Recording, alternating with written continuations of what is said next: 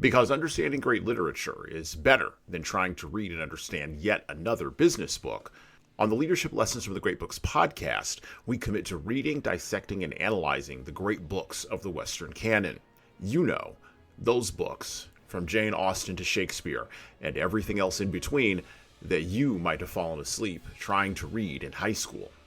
We do this for our listeners, the owner, the entrepreneur, the manager, or the civic leader who doesn't have the time to read, dissect, analyze, and leverage insights from literature to execute leadership best practices in the confusing and chaotic postmodern world we all now inhabit. Welcome to the rescuing of Western civilization at the intersection of literature and leadership. Welcome to the Leadership Lessons from the Great Books podcast. Hello, my name is Hassan Sorrells, and this is the Leadership Lessons from the Great Books podcast bonus. There's no book reading usually on these bonus episodes. These are, in general, interviews, rants, raves, insights, and other gentle and sometimes not so gentle audio musings and conversations with interesting people about leadership. Because listening to me and an interesting guest talk about leadership for at least a couple of hours is better than reading and trying to understand yet another business book. And today, of course, because I created the format, we're going to break the format. I feel like Pablo Picasso a little bit. We're going to break our rule about covering business books.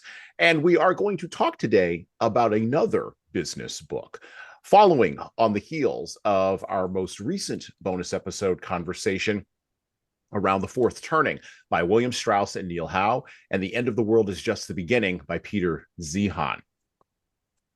Sometimes there is a business book about leadership that is so good that as a person in leadership development space, I sit back while reading it, I nod my head, and I say to myself, damn, I wish I had written this. The book we are talking about today is easily one of the top 5 business and leadership books written in the last 10 years. And it was written by a former, never ex, as I've been informed, a former Navy SEAL and current podcast host whose name you'll know when I say it. This book details how lessons learned from over 20 years of military experience can be put to use in the corporate world, in the business world, and even in the civic and family world. It also shows that military culture can be just as screwed up, just as dysfunctional, and just as in need of change as any culture, civilian or otherwise, operating outside of the military. And we are going to take somebody, or we're going to be joined, we're going to be joined on our journey through this book today by a guest who is the #1 best-selling author in 13 Amazon categories, a 5-time worldwide bestseller for books in leadership. He's a top 40 under 40 candidate in tech and innovation, a Bronze Star Medal winner for meritorious service in war zones, from service in Iraq and Afghanistan. And he was a White House Military Officer of the Year. And if that's not enough, a TEDx South Lake Tahoe speaker. I would like to welcome to the podcast today, Atlas Aultman. How you doing, Atlas? Hey, Hassan. Man, I said it before, but I got to say it again, man. Your voice is so silky smooth. I couldn't wait until you got into, introducing me so that I could interrupt it for a second to just realize if it was in a dream or if it was real life. And I pitched myself a couple times while you're doing the intro. Thanks for having me on the show. You know, I love your show. I love all the content that you put out. You put a lot of work into this, and man, you are right. It is way better to listen to you on a book and listen to you and a guest on a book than it is reading a book. It's like when you read a book and then you go see the movie. Right. You're like, well, the podcast said more. So, well, and it's interesting because I'm a huge movie guy. Just as an aside, yep. I am a huge movie guy, and in my more recent regular episode podcasts, I've been talking a lot about the intersections of film and books and all that. And I've been trying. I had good discipline the first couple of years, keeping all that out, but it's starting to leak in a little bit. So I got to tighten up. A little bit. But I'm a huge film guy. Huge. I love it. Yeah. Yeah, I love content in general. So thanks for having me, Hassan. I appreciate this, man. This is gonna be awesome. You ready? Absolutely. Let's jump into it. let's as the author would say, let's get some. Yeah. Let's get after it. So Let's get today, after it. we will be talking about extreme ownership, how U.S. Navy SEALs lead and win, by Jocko, Willink, and Leif Babin. So I have the black cover today. If you're watching on the video, Atlas has two different versions. He has the white cover and he has the black cover version. So he is doubling up on his ownership, such as it were. Now, extreme ownership opens. And again, you can go get this book. I would encourage you to go pick it up. Extreme ownership opens with part 1, winning the war within. And so we're going to do something that we've been doing on our podcast recently, where we've been sort of summarizing some of the chapters and summarizing some of the content and giving you a broad overview of what's in the book, because obviously we can't cover everything in the book. And also, you know, we like to talk with the guests, particularly one like Atlas, who's very well versed in the content, but also very well versed in how it applies to our real leadership lives. So the very first chapter opens up in the Malab district in Ramadi in Iraq. And Jocko describes what exactly extreme ownership actually means through the lens of a blue on blue, through the lens of a fratricide. Now, war is a dirty business. William Tecumseh Sherman said that, and you cannot make it any better. And the first chapter opens up with what exactly ownership actually means in a place where winning and losing is not about the balances on an account sheet. It's actually about the blood in the streets and people's lives. From there, we move into, or Jocko moves into the idea of no bad teams and only there being bad leaders, which is an important distinction with a difference that many people fail to make in all sorts of leadership realms. And when I was thinking about this book and when I was reading it, a very particular story that I'm going to tell here in just a moment really resonated, really made this piece of the book resonate with me. He moves towards this idea of belief.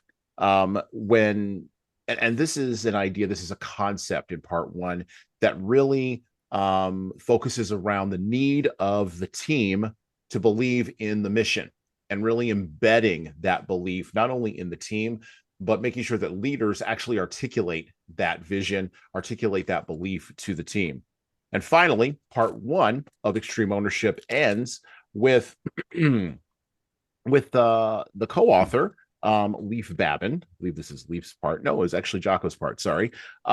With Jocko talking about probably the most important aspect of any leadership act or any leaders act, and that is the aspect of checking the ego. And we're going to talk about all of these different aspects today with Atlas.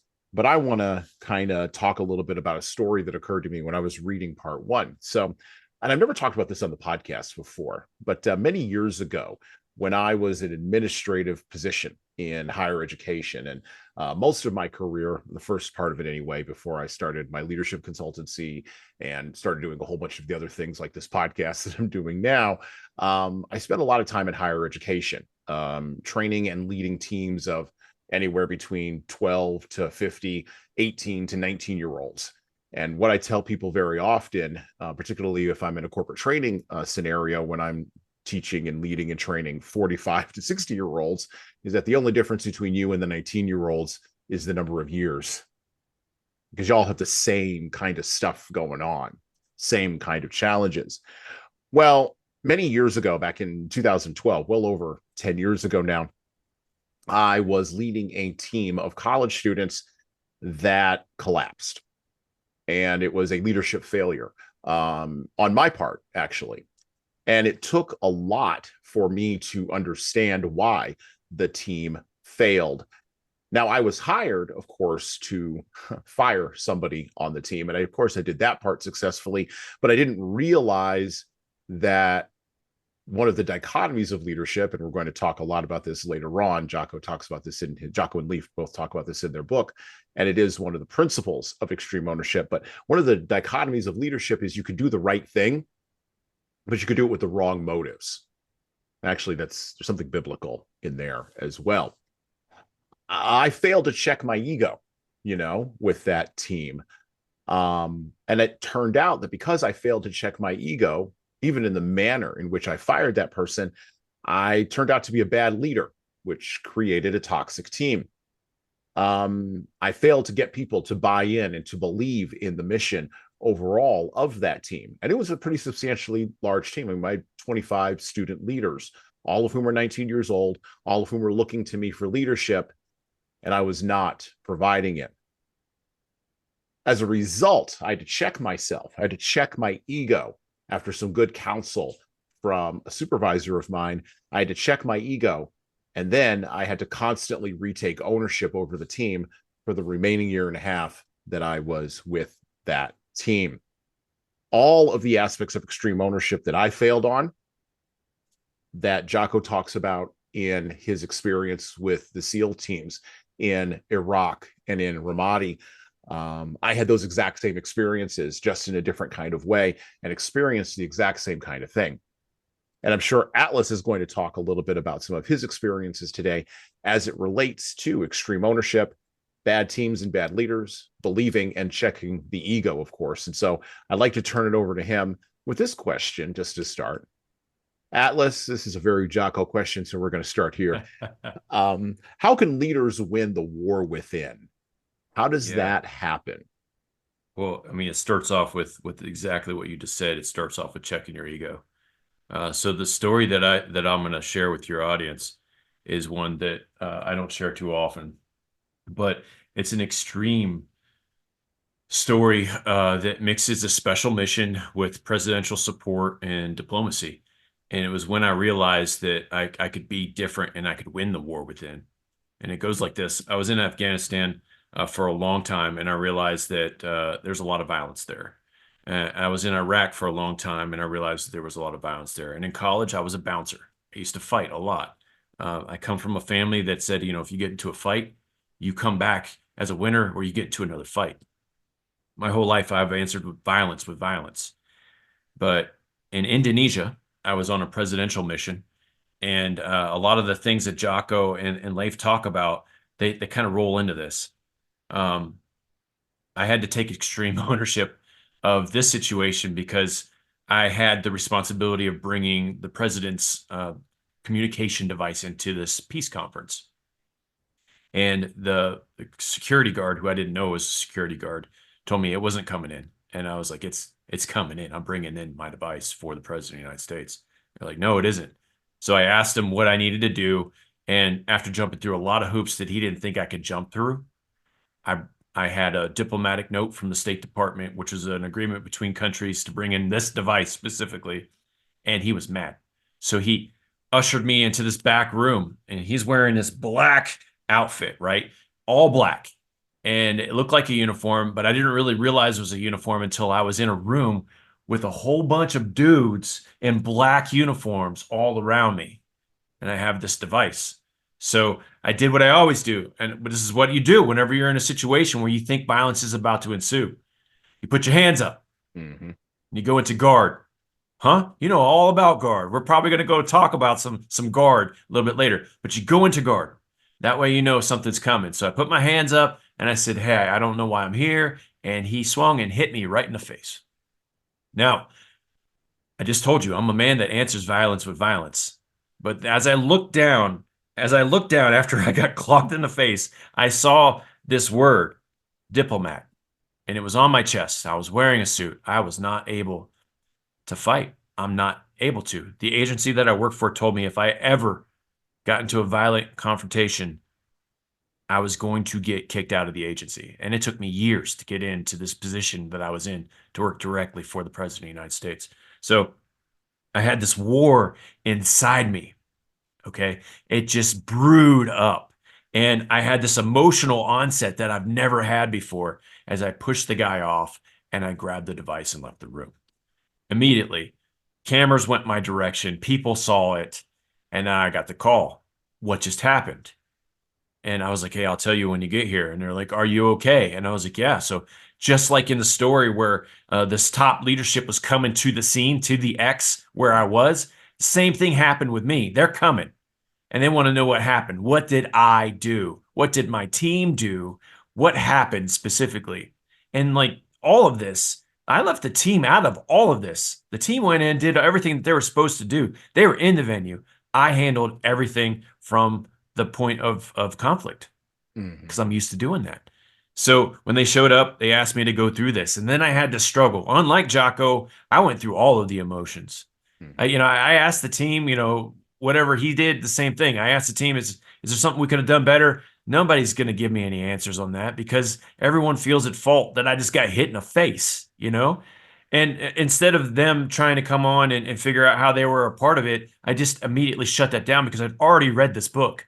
I had read the white version before it turned into the black version later. The black's #1 New York Times Center with Q&As. This is the big one. This is the book that I was like, I'm going to get the Q&As on this. But when I got there and the leadership came up to me, they said, what happened? And I said, hey, this is what happened. And I couldn't answer with violence. And then the SEAL, the president's military aide was a SEAL at that day. And I'm looking at his trident and like, I just, I can see what they go through to get that trident, to wear that trident. And it's a lot. It's a lot. So he's looking at me like, why didn't you hit the guy? And he knows that I couldn't have. So he just walks away. And like, I felt a little wet thing pop out of my eye. And I'm like, all of a sudden I'm crying. I have no idea why I'm crying.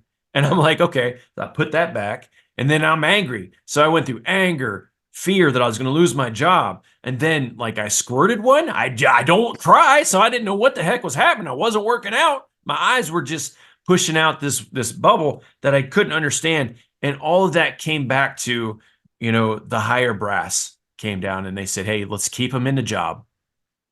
He did the right thing. And then they got me paired with a diplomatic response agent because I'm not a politician. I don't know what I'm doing. Right. So they put some professional in there and the guy was like, hey, we're going to go see this guy. He's going to apologize. I need you to say, yeah, I accept your apology. Then we're walking away. And you know how that went.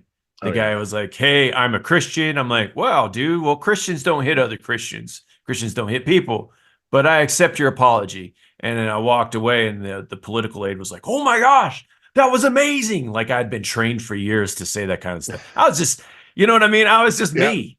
And the whole thing is like, whenever you read a good book, and this is why I think we're talking about it, when you read a good book and you take it and you're like, how can I apply what he did, which was a grandiose scale? I mean, somebody died under his watch. Right. And he was like, it's my responsibility. Yep. No one died in my situation. I got clocked in the face, but still my job was on the table.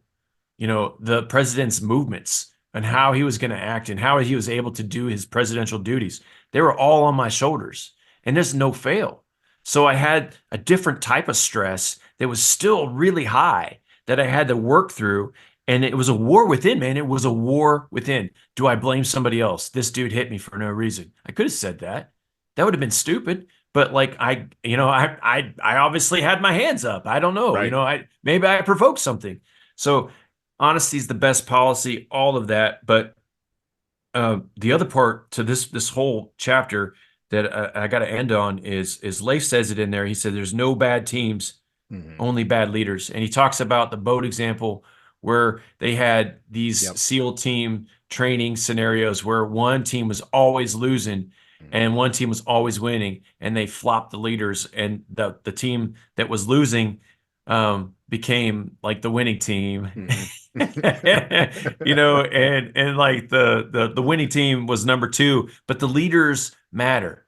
And the whole thing is extreme ownership. When you realize that your environment is controlled by you, if there's struggles, you have to get through it. You have to figure out what's going on. And nobody's going to help you, man. No one's going to help you through the hard times. It's in you to get through that situation. And when you start looking in, the battle becomes a whole lot better. Sun Tzu puts it this way in The Art of War. If you know your enemies, you'll win half of the battles. If you know yourself, you'll win half the battles. If you know yourself and the enemy, you'll win 100% of the battle. But here's the war within. The enemy is usually yourself. You talk to yourself more than anyone else talks to you in your life. The voice that you hear the most is you. That voice should be positive, especially in conflict. You know, when I was crying, I didn't think, "Oh my gosh, I'm crying. Oh, how embarrassing." I was like, "Why am I crying?" Immediately I attacked it. Like, why is this happening? And then I realized I'm going through something. My body's trying to figure out what's going on because we didn't just pretzel the guy we normally would have pretzeled. Mm-hmm. You know what I mean? I Right. couldn't get into the way I normally solve problems. And my body's like, why couldn't we just do that? And why couldn't we just Why couldn't we crush engage with this that guy? muscle memory? Yeah. Yeah. What is happening to you? Are you okay? And it's like going through all of the emotions. And like that's a real war. And we all have it. So what a great question to ask, because it really is a war within and you have to own it. And that's what the book talks about. That's what my book talks about. And that's basically all my book talks about, is like putting the right people in and around your environment to where they influence you to be better, to be bigger, to be the best version of you. And whenever you realize that's on you too, your network changes and you start to become somebody that people don't recognize. The kid that everyone used to talk to and be like, you know, that kid, he can't, whatever. They don't say that anymore. That stops because you focus in on what you were specifically made to do. And that niche is what some people call it. It's inside you, man, but it's different with everybody. And that is why leadership is a $1 billion a day business. $1 billion a day is being spent on how to fix leadership. And that's because they can't. Everyone's got a different mode. Everyone's got a different leadership opinion. So whenever you start realizing that and you start looking in to how you can lead, not how someone else can lead, but use someone else's lessons to become a better version of you, that's when you start winning that war within. What do you think about that? Oh, I think that's exactly correct. Several things occurred to me while you were talking. I was taking notes. So, um, you know, one of the things that I wrote about in my third book, 12 Rules for Leaders, The Foundation of Intentional Leadership, is that leadership is like pornography. Everyone knows what it is when they can spot it, and everyone knows what it's not when they don't see it. That's so true. And that's why leadership is, to your point, $1 billion a day, industry. That's why there are over 400,000 plus volumes on Amazon.com just in the leadership category alone. And what people are searching for is how their individual lived experiences, and this is what is done so brilliantly in Extreme Ownership, and in your books and in my books, how could your lived experiences scale up, right? What's the ways that they can go to a much larger world? And that's something that I want to ask you about, because you mentioned something in there in that great story about the Indonesia presidential mission and the dudes in the black uniforms and having to jump through all those hoops. Dude, let me tell you too. Like the guys that I was with that were from Yeah. the country, they were like, "Don't mess with them. They'll bury you. They'll kill you." And I was like, "I kill them. I ain't happening." But I didn't even think about any of that. It's gonna be a close. No. It's gonna be a close run thing. We're gonna find out. We're gonna find out. I want to talk. I want to ask you a little bit about your background, so that people can get to know you a little bit more. So, how do you go from being a bouncer in college to being in the diplomat corps, in Indonesia? What's that life path? How does that happen? Yeah. And you can give me either the 10-minute soliloquy version, or you can give me the 5-minute condensed version, however you want to do it. But how do you go? Because a lot of people would be interested in that. Yeah. How I'm interested in that. Heck, that's why I'm asking the question. How do you go from bouncer to diplomat? Like, what series of decisions was made that got you into that room? Because no one was in that room by accident, not even you. Dude, no, it's very, very, very selective on who comes into that environment. Very selective. Okay, yeah. So early on in my life, I started watching TV like everyone else, looking for man examples. And one of the man examples that I always got was Rogan, man. Rogan used to be the person that would stand up to someone when they were wrong. Mm-hmm. And he had that confidence that, look, man, you're wrong. You're just wrong. And people were like, no, I'm not wrong. And they would get emotionally charged. And then Rogan would correct because he could.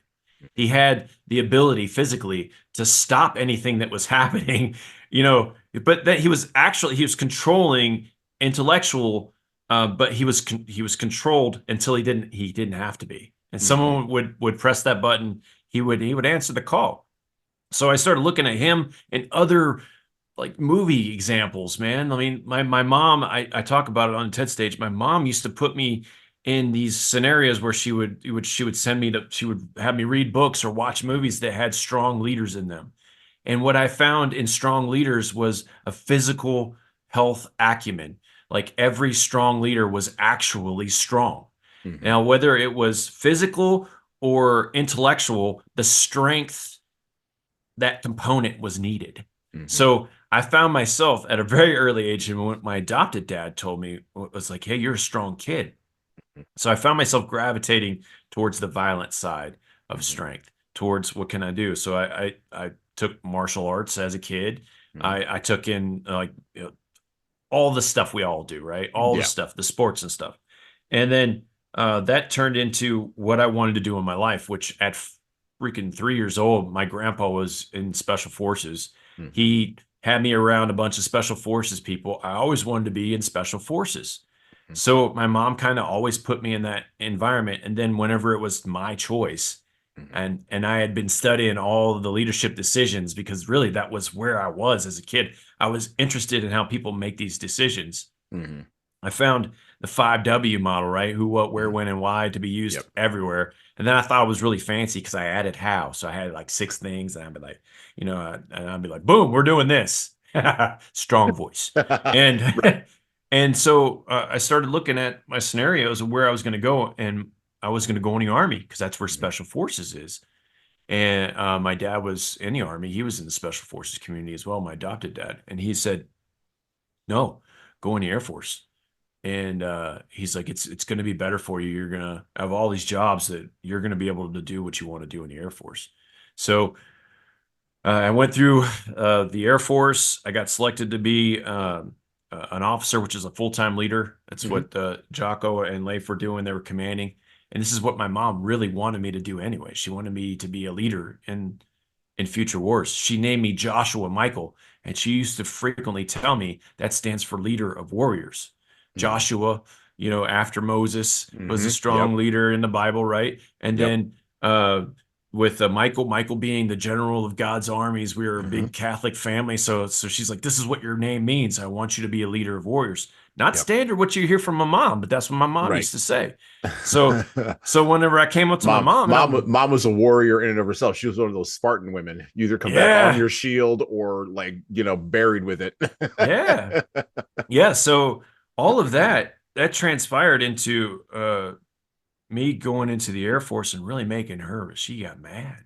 She got so mad because she wanted to be an Army brat as an Army Yeah. child. She wanted to be an Army spouse, which she was, and then she wanted to be Yeah. an Army mother. She wanted to have like an Army life, and I went Yeah. into the Air Force. And before she passed away, she saw me at the White House leading soldiers, Mm-hmm. and that was a special mission. So, like transferring through my career, special things allowed themselves or afforded opportunities for me to go into unique environments like the White House. And Yeah. that was one of the special missions that I got to do after doing special missions in Iraq. So I did special missions in Iraq. Then they brought me into this environment called Combat Com, and I was in the mob, is what they call it. And combat communications is a group that goes out and takes over a field, sets up an airstrip, and then has the airfield come in so that we start wars. That's how that Okay. works. Got it. So I was doing that, and then we started a worldwide one because the community got bigger because of the things that were going on in the world. Mm-hmm. And I spent lots of time, man, doing that. And I went from being in Iraq, winning a Bronze Star, like you told the earlier, and that's not something the Air Force gets. That's an Army medal Mm-hmm. for like the beginning of that says while engaged with the enemy. That's not something that you get in the Air Force. Usually, you don't get a medal that says while engaged with the enemy Right. if you're in Yeah. the Air Force. Yeah. So that's an Army medal, and I got that. And my mom was pretty proud of that because Mhm. my grandpa had a Bronze Star, he had a Purple Heart. I didn't want one of those, Yeah, but no, no. he did the Mac VSOC thing. So Yeah. all of that transpired into the opportunity to go assess to be at the White House, and that took 2 years. And I went through lots of background checks. My security clearance had to be what they call a presidential security clearance. Hmm.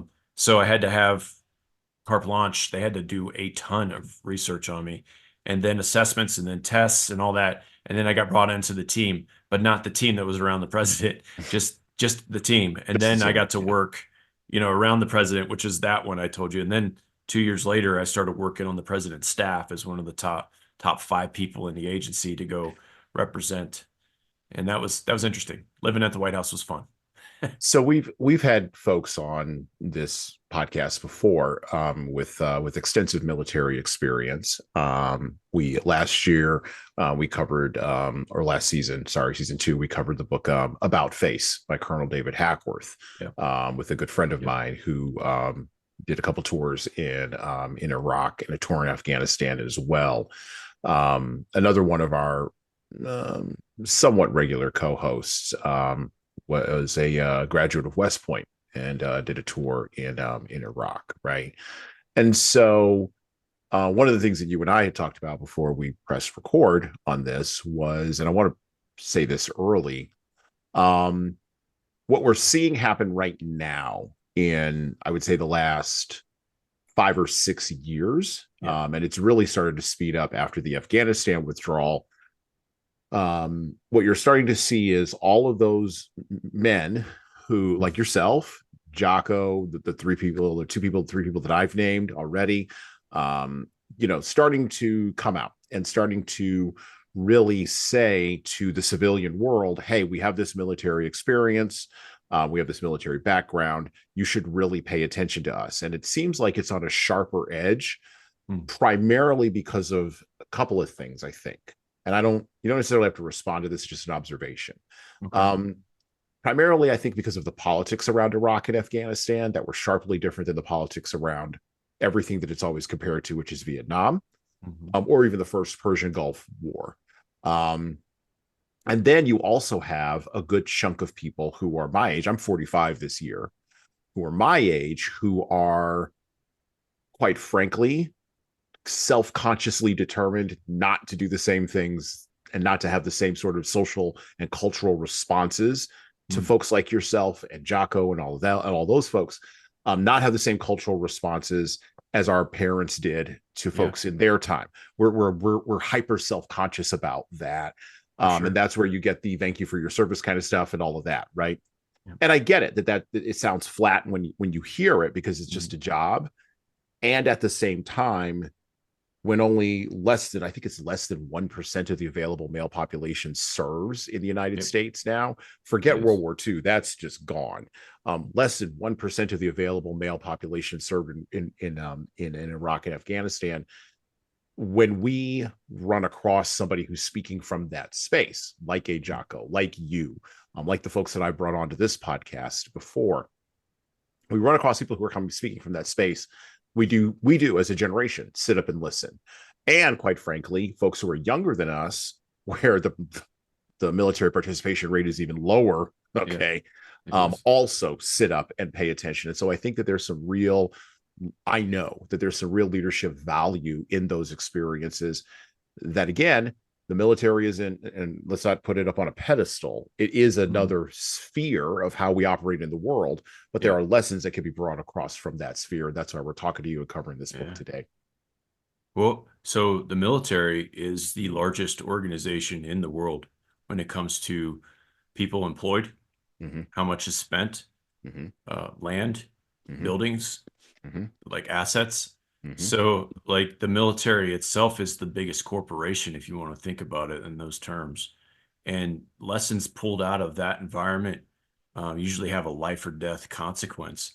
So I can see where the lessons are, but I got to be careful, like who I'm listening to, because what's happened is, especially in the last couple of years, people have transferred into becoming thought leaders without actually producing thoughts that are fully developed. So when you start to latch onto something that isn't ready, and you start to go with it, you have half-baked ideas that come out, and those half-baked ideas are dangerous. Right. So like whenever you have like I was really careful, and I used a couple people's books, Jocko and Leif were one of them, but I used a couple books to like get through the process, because the Department of Defense has to clear your book to make Right. sure that you're not, divulging any operational secrets. And I'm pretty cake when I don't talk anything operations. I talk personal experience, right? Right. So my personal experience doesn't talk about operations most of the time. So I was very careful to take things that actually were fully developed and put them in a book. Mhm. I'm very careful of what I speak, like the story that I share with you. I don't share that too often, but whenever I do, that's fully developed, so Mhm. that you can realize you're going to go through something hard. It may not be what I went through, but you're going to go through something hard, and your body and your emotions are going to flare. And when they do, realize it, and then realize you can control it. That's the lesson that I like to, that's a fully developed lesson. You know what I mean? I don't share things that aren't Yeah. fully developed. No, And it's hard. I love that. I love that idea that half-baked ideas are dangerous. Yeah. And I love it how you tied that directly to this idea that you compared the military to a corporation. And of course, going back to Eisenhower, the military industrial complex, Yep. yada yada yada, we know. Okay. Um, still, social spending is still more in the United States than military spending is, but I won't get into all that. Anyhow, It's true. It's very true.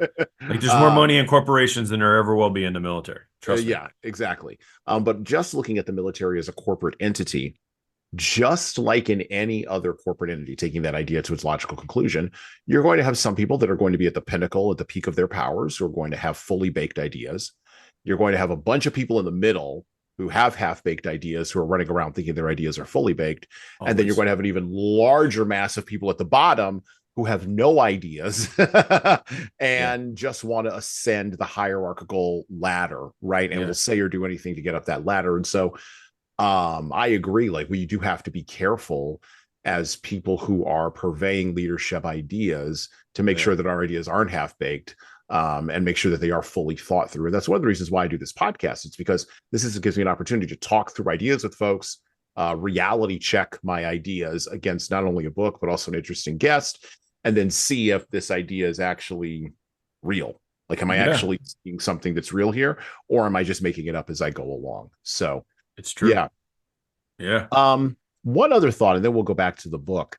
All right. Um, you mentioned how most people engage in negative self-talk. And so Yeah. my master's degree is in conflict management and in conflict resolution, right? I did a lot of divorce and family mediations. I've done my fair share of tough negotiations. And we'll talk about a little bit more about this, but I was a fighter. I was a playground warrior from the time I was 12 till That's right. I stopped being a playground warrior, right? Yeah. Right. Sometimes I will say to people, I'm part of the last generation where we actually had real fist fights about Yeah. things, I like think real that's genuine true. fist fights. People don't fight Um, anymore. well, interestingly enough, I was in line, and this will kind of date this recording, but I was in line to vote yesterday, and there were two kids standing behind me, two young men standing behind me, and a young woman standing in front of me. And they both knew her from the local high school. They both all three of them just turned 18, and they were voting for the first time. And I was like, oh, okay. But they actually talked to each other. And I actually said this out loud while I was standing in line to them. And I was, of course, on my phone looking at email. And I look up from the email and I go, wait, I thought people in your generation didn't talk to each other without phones. Like, this is They're like, get your insane. phones out. This is crazy. It's crazy. Oh, what is happening? I can hear your voice. And to their credit, the two young men behind me just started laughing. And the young lady, she kind of rolled her eyes, as most 18. I have an 18-year-old daughter. So, like, yeah, she's going to do that thing. Like, who's this weirdo talking to me? Right. But not one of them had their phones out. They were focused on what they needed to do and to be in line. And they're having a conversation later on as we move through the line about about something going on at their local high school. And I won't say where the locality is. It doesn't really matter. But about something going on at their local high school. And they said, the two boys were talking, and they said to each other, well, XYZ person, I don't remember the name, it doesn't matter. XYZ person punched that other person the other day, and then, like, the person who got punched, like apparently rolled up to this other person later on and like waylaid him. Wow. Like waylaid him totally. And so they were talking about it. And then the girl in front of me, she starts laughing and she starts telling them about what she heard about this. Oh, Wasn't oh, it? and so she starts telling them what she heard about this interaction. And I I got to admit, my heart kind of warmed a little bit. Got to admit, and that's terrible of me. I know it is, but I was like, at least at some point, people aren't just social media warriors. At Yeah. some point, it does. You can hit that Mike Tyson, sort of idea that everybody's strong online, but at a certain point, you're gonna get punched in the mouth. Yeah. And no one has a plan. And no one has a plan. No one has a plan for that. And so weirdly enough, it sort of warmed my heart. So that's an interesting little aside there. I had to tell that story because that That's happened to me good. yesterday. Because I do often feel like Yeah. we are part of that last cohort where Yeah. physical confrontation for the words that come out of your mouth, there's going to be an escalation there. And the skill set of being an adult in conflict management is learning how to de-escalate from that or not to allow it to get to that. And that's where, to tie this all into self-talk, that's where your self-talk has to come in. And so the great Zig Ziglar once said years ago, the motivational speaker Zig Ziglar said, almost 99% of our internal conversation is negative. Mm-hmm. And we need to switch the gears on that. And of course, scientific research and psychological research on that has proven that the vast majority of our self-talk is negative. Now, SEALs, Special Forces, Air Force, Special Forces folks, one of the ways that they teach or train, and you probably went through this, is reinforcing positive self-talk versus negative self-talk. Let's talk a little bit about that, and then we'll go back to the book. But talk a little bit about that. How do we switch our self-talk so it's more positive rather than negative? Yeah. Well, so it depends on where you are and which environment, but there's a lot of things that come out of that special operations environment that breed positive influences. The way what I got to start off with though is there's a lot of negative self-talk in that environment too, because whenever you have a bunch of alpha people comparing each other to other alpha people, there's a negative connotation where someone might be faster, stronger, smarter in certain areas. So what the special operations community is really good at and why we do really well, especially in the American Special Forces, is we start looking at everyone's strengths and we put them together and we make them a real tight-knit group. And then we put them on a mission after they've figured out who's strong at what, after they know where they belong. And then this talks, we'll go back into this probably a little bit later, but this talks about the decentralized command. If I know you're really good at something, I'm going to trust you to do it without question. And so you start looking at all those things. They ask you during the assessment process to come on any special operations team, like, what are you good at? The strengths and weaknesses questions that everyone gets in an interview, it's dissected at a very cellular level whenever you're assessing to be in a special operations environment.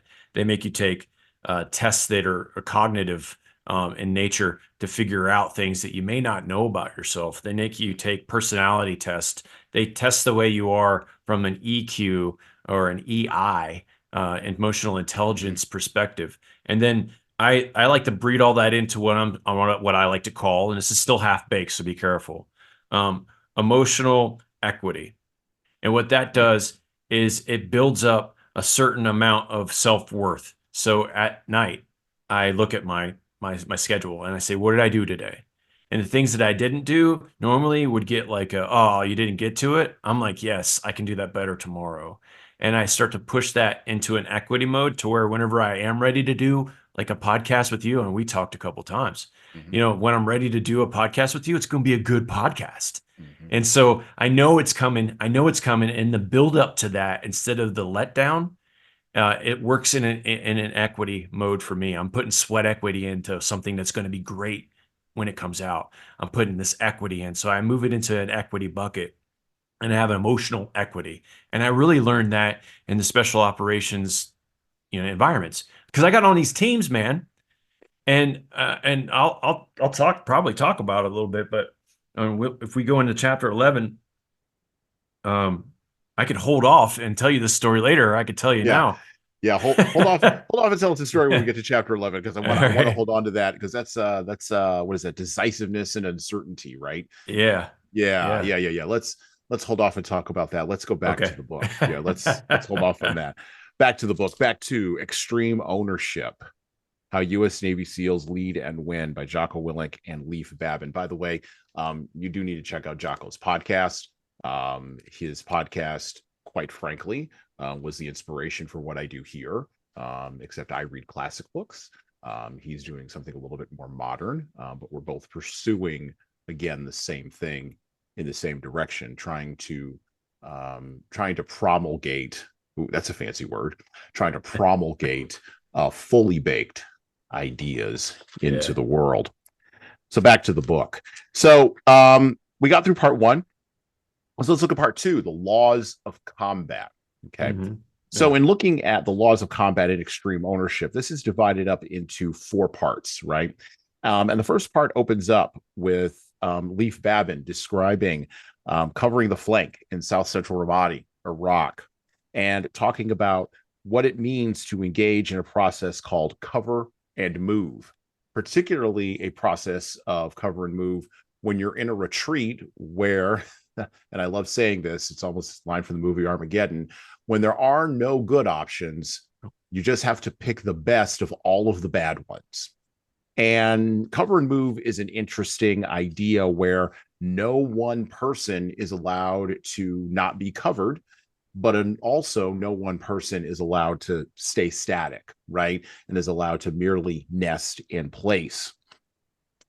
With cover and move, it allows a small team to engage in a fundamental tactic of breaking down silos and depending upon each other. It also encourages teams to develop trust. And Leif talks a lot about that in his application to business and the principle. Then from there, we move into this idea of simple, which was this chapter was written by Jocko. And simple is the idea that plan complexity defeats you. The most simple plan is the best one, as a matter of fact. And I'm gonna talk a little bit about jiu-jitsu. He paraphrases from his great pal and jiu-jitsu instructor and the great jiu-jitsu competitor Dean Lister, in talking about how jiu-jitsu is simple but not easy, and I can testify to that. But plans should be as complex as they need to be, but no more complex. And that is something that a lot of leaders struggle with, because they fall in love with their own complexity, right? They become seduced by their own complexity. And Jocko breaks that down very effectively as an application to business in this chapter. Then from simple, we're moving to prioritization and execution, something you probably, if you listen to the Jocko podcast, you've heard him talk a lot about this. But prioritization and execution, this chapter was written by Leif, and it talks about how do you kill as many bad guys as possible with the U.S. Marines and the soldiers in Ramadi, and how do you do that when everything is going to hell, quite frankly, and all of the available options are exploding upon you at once as a leader, and when the massive pressure of a situation is pushing on you. Countless problems on the battlefield and in life snowball, each one becoming larger and larger and larger. How do you prioritize and execute? I'm going to talk a little bit about that, because my mom used to say something that I think Jocko would agree with, actually, on that one. And then finally, decentralized command, which you were just talking about with Alice. Decentralized command is the idea that the people below you as a leader need to be able to actually lead. But that's only half of it, right? Junior leaders need to know and need to have the confidence that you're actually going to support them as the senior leader. You're going to support them and trust them in their decision making. You're going to allow them to experience the consequences of their successes and failures. And I wrote about this in my book, 12 Rules for Leaders. you're going to allow them to not only experience the consequences and failures, but you're also going to avoid as a leader yourself what I call, this is my version, I guess, of decentralized command. You're going to avoid the blame credit trap, where leaders want to give away all the blame and take all the credit. Those are the laws of combat. That's in part 2 of extreme ownership. And I was going to talk a little bit about a couple of things that relate when I think of this chapter. So I've built teams before in my leadership consultancy, and I've worked with teams, obviously, in other contexts. And I built with teams working on projects. Most recently, I'm building a local team to do a podcast project for our local community, right? Really cool idea, doing an old-time radio show, because I'm a huge fan of those kinds of things, right? But I cannot do it all by myself. I need about 6 other people. 4 to 6 is usually the optimal team size. You cannot do everything at once as an entrepreneur. You cannot do everything at once. And I've been an entrepreneur almost my entire career. And the places where I have not been allowed to be an entrepreneur, I've struggled. But even inside that, when I've been an intrapreneur, I've realized that the biggest challenge to the team being the success is me. I'm the biggest challenge to the team being the success. Any leader is the biggest challenge to the team being the success, because if the leader doesn't check their ego, then there can't be cover and move. Plans can't be made simple. We cannot prioritize and execute because everything is in the number 1 slot all of the time. And we cannot have trust in order to effectively engage in decentralized command. My mom used to say that the number 1 slot is called number 1 for a reason, because only one thing can go in the number 1 slot. And then after that, you can have everything else. I think Jocko would agree. So would Leif. It's it's choosing what goes into that number 1 slot that's hard for us as leaders. And so the question I have for Atlas, after we look at laws of combat and thinking about your own experience and thinking about your own life, is how can leaders follow the laws of combat, that are described in part 2 here? And I think that this is the core of the book, these ideas of simple, decentralized command, prioritize and execute, and of course, cover and move. How can leaders apply those laws of combat to their leadership lives?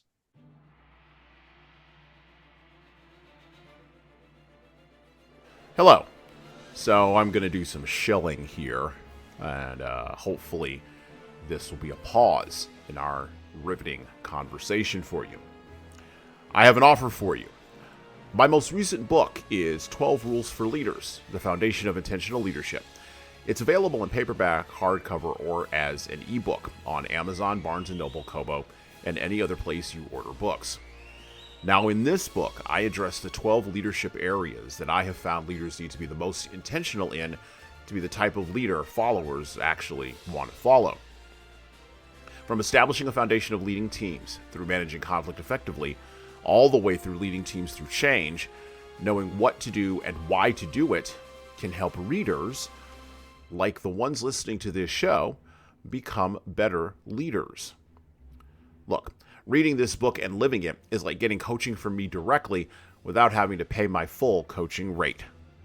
Head on over to leadershiptoolbox.us. That's leadershiptoolbox.us, and scroll down the homepage and click on the Buy Now button to purchase in hardcover, paperback, and Kindle format on Amazon 12 Rules for Leaders, the foundation for intentional leadership. And that's it for me. Now back to the show.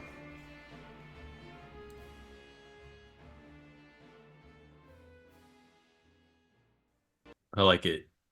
Well, one of the parts of this book that I absolutely love is 2 words, and it's decisively engaged. Mm-hmm. That's not something people normally hear. Decisively engaged, as they describe, as Jocko describes, is whenever there is no good way out. Like, the only thing that can happen is you have to win or you die. Right. You can't get out of the building, and you can't get out on a road. You have to go through something. So what do you go through? And you pick the least worst option. That's what you're trained to do. That's what everything's trained to do. But I'm with you on that. These are the core principles that a leader must think about.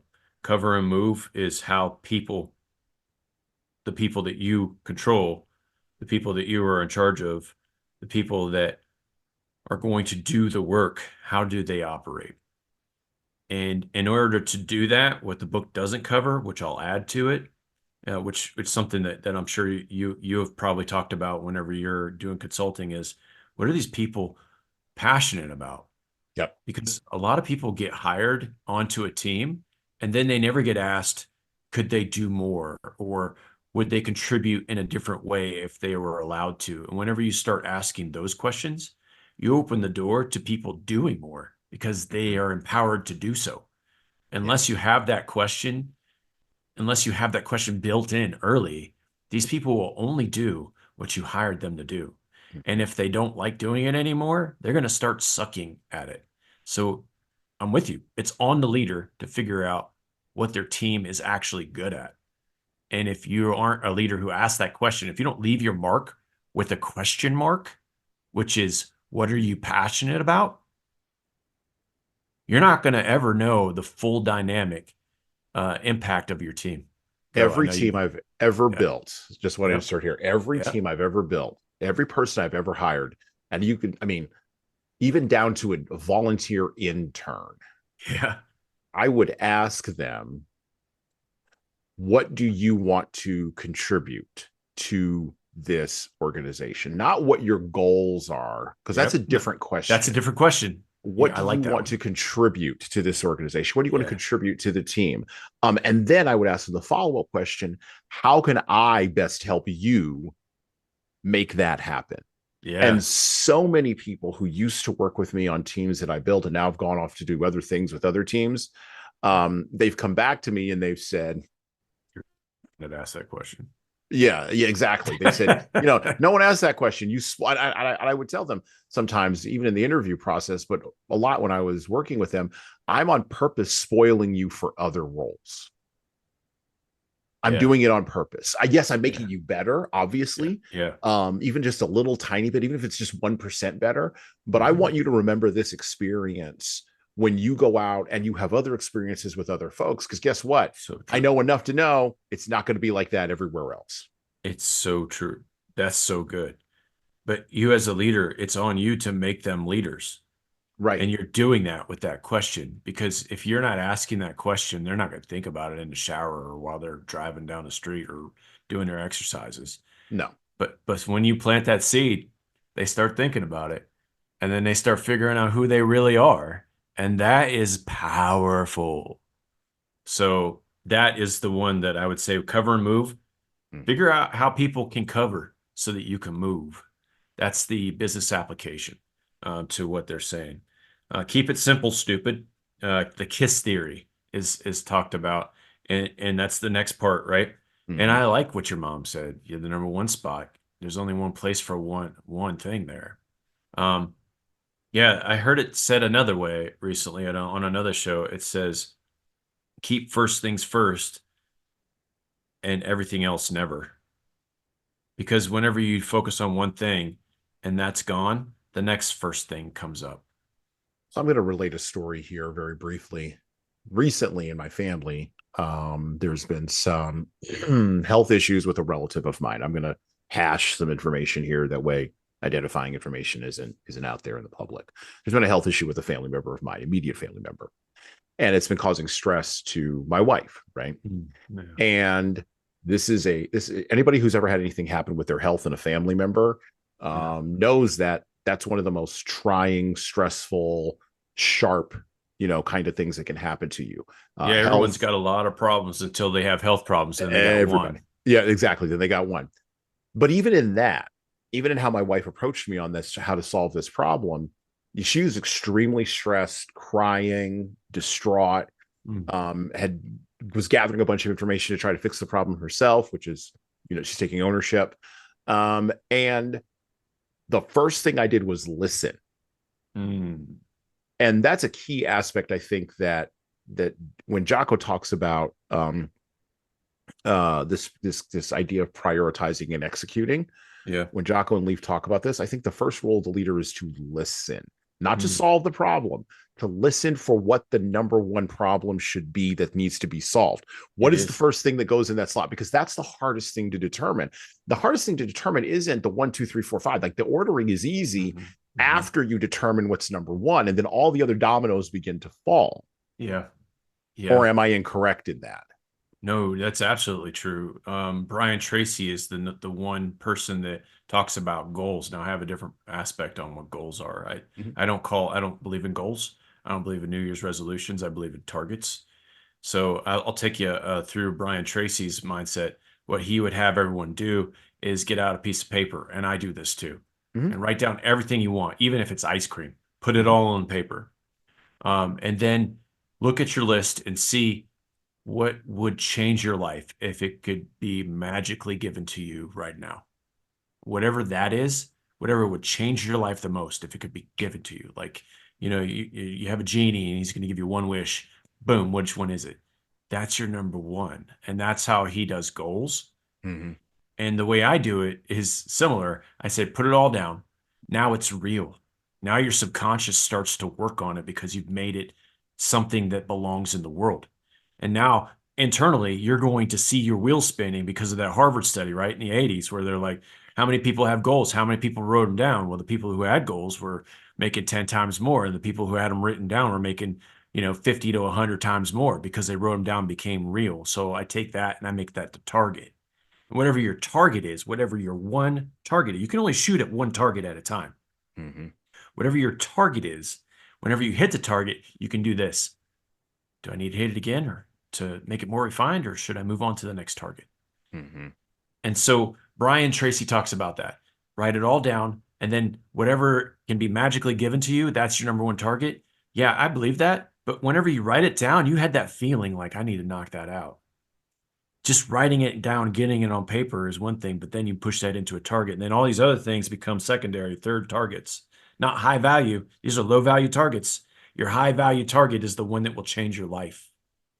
And if you have health problems, it's always health. Everyone Mm-hmm. has a lot of problems until they have health problems, and then it goes right to first.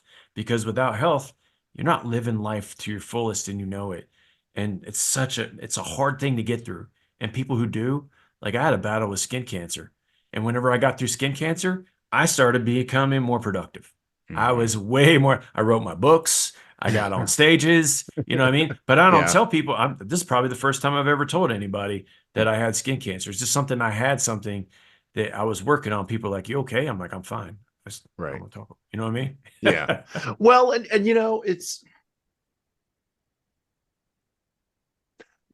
Jocko kind of touches on this in when he's talking about this idea of prioritizing and executing. He kind of touches around the edges of it, but he doesn't go directly to it because I think he assumes the reader will just get it. Yeah. And maybe he's fleshed it out a little bit in subsequent podcast episodes. I'm sure he has, because you can see it everywhere. But in prioritization and execution, the thing that flummoxes or stops people from prioritizing and executing Yeah. is confusion about what the target is, which is to your point about Always. Brian Tracy, right? It's also confusion about, and Jordan Peterson talks a little bit about this too, it's confusion about the hierarchy of values.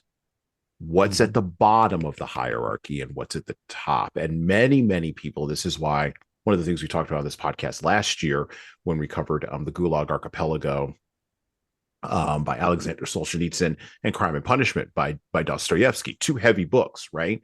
Mm-hmm. But what you find in both of those books is the solution at the beginnings of the solution to the crisis of meaning we currently have in the West. And the crisis of meaning we currently have is because, or I think, is fundamentally due to people's misordered hierarchies. Mm-hmm. So Yeah. we have a hierarchy, and we don't ever want to publicly admit this, but we I mean, I could privately, totally see that. yeah, Yeah. we privately walk it out, or not privately, sorry, we publicly walk out what we don't privately admit to ourselves, Mm-hmm. right? Yeah. And what we don't admit is we've got a lot of stuff that's number one in the hierarchy for us personally, but we're either too ashamed, or we don't understand, or we're not that self-aware, to your point earlier, about what's in that number one slot. And we don't turn and face it. To your point, we're not decisively engaged with what that number one thing is. Nope.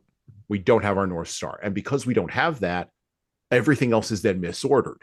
Yeah. And then we wonder why our families are off the rails, or our communities are off the rails, or our country is off the rails. Well, it's because things are fundamentally misordered. Now, if you don't know what's in the number one slot, then prioritization and execution can't happen, because you're constantly in a space of chaos. Yeah. And you can organize chaos, but it takes time to figure that out. And that's what he talks about, the fog of war, right? Correct. Everyone's got the fog of war. Now, my master's degree is in war theory and national defense strategy. So whenever it comes to war and that conflict that you just described, that exists in that environment. Like, you're supposed to be able to thrive in chaos. But realistically, it's prioritizing in chaos. And then you execute whatever that priority is. That's the only thing you can do. So you're right. When people are all confused and they start to set all these crazy things, they get overwhelmed and stressed out, and they become bigger people because they're stress eating, or they stop working out, or, name it, don't sleep. I mean, they become bigger people, but not in the way they want to be. Right. Because of chaos. It's understandable. It's understandable. But yeah, back to this, you're right. It's a core process, like prioritize and execute. Huge deal. Huge deal. The way I talk about it in my book, Rule of 3, is people cannot do more than 3 things. If you give somebody more than 3 things, that's too much. Yeah. If you're trying to sell somebody something and you say, I can do 4 things for you, well, that's great. That's a good deal, because it's more than 3. And the Rule of 3 is something that we're brought up into. No matter where you are in the world, you got read a bedtime story, you got told a bedtime story. And the most popular one is the Goldilocks theory, right? 3 times decisions, three decisions to make, and then 3 bears showed up. There's 3. And then, I played baseball, 3 strikes, you're out. There's 3 teams on football. It just grows and metastasizes. And politicians, they say, I'm going to lower taxes. I'm going to get you more jobs. And we're going to make sure this area is secure. Whatever the 3 things are, makes it completely ingrained into your brain as a complete cycle. So as a leader, if you give somebody more than 3 things, they aren't doing any of it. And so we're going to talk about this as we go into the book. But you're right. If you take the chaos and you make it just 3 things, that's manageable. If you make it 1 thing, it's going to get done. That's just how it works.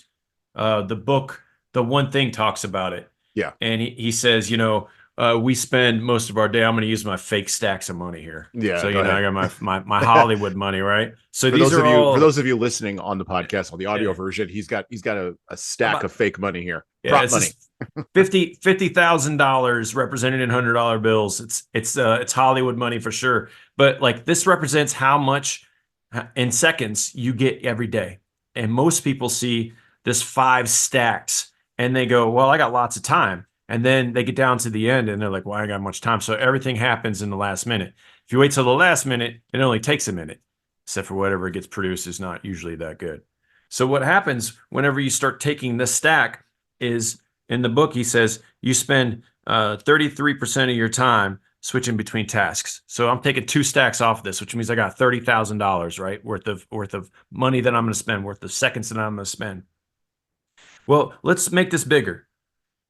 Let's talk about it in a month, and let's pare it down to 25%. That means if it's a 4-week month, one of those weeks is switching between tasks. Let me go a little bit bigger. That means in every year, 4 months of your year is switching between tasks. Now let me make it a little bit bigger. 4 years. We go 25. That's 2.5 years, but really 2.5 to 4 years because of technology. Because technology helps you switch between tasks. Yeah, right. It gets you engaged in something else. Yeah. So now you're spending 6 years of things that you can actually do instead of 10. And how you do the prioritize and execute is you focus on the one thing, that one target is what I like to say. You pick that one target, you hit that, you move on to the next. And people ask you the question they always ask us: how are you doing so much? How do you get all this done in one day? And it's easy. It's just not, it's not simple. for you to execute. Well, it takes a lot of habit changing for you to be like me. And a lot of people don't like that because they want to live in the chaos, and they call that comfort. And that comfort chaos will creep up and kill you. And by the end of your life, you're going to be asking, well, what happened? Well, I thought I had more time. And the reality is you just didn't prioritize correctly because you lead your life. No one else does that for you. So it's on you again to figure out what that looks like. Or you can spend all the stacks that you have in your life switching between tasks and not doing anything. That's the chaos that we talk about. That's the fog of war. That's the decision cycle. That is the problem. That's it. And the crux. I'm 100% with you. That is the core. What he calls what is it? The laws of combat: cover, move, simple, keep it simple, prioritize and execute. Decentralized command. That's all. That's all on you. Decentralized command. It's the easiest thing to do whenever you find somebody who's an expert at whatever it is you're trying to do, and you say, how much time and money do you need? Mysteriously, it doesn't cost as much as if you tried to do it all yourself. And that's just a life hack right there that I try to tell people all the time. You can get a lot more done if you find the right person to do it. And usually it's not you.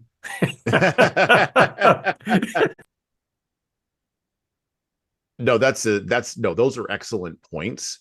I want to bring in, and I have to do this at least once per podcast. And it's ironic that I'm doing it with Jocko, because Jocko and Leif's book, because as I was saying to you before offline, he and I weirdly share, other than the military piece, which we share a lot of weird parallels. So he plays guitar, I play guitar. Play guitar. Yeah. He owns a leadership consultancy. I own a leadership consultancy. He's written books. I've written books. It's weird.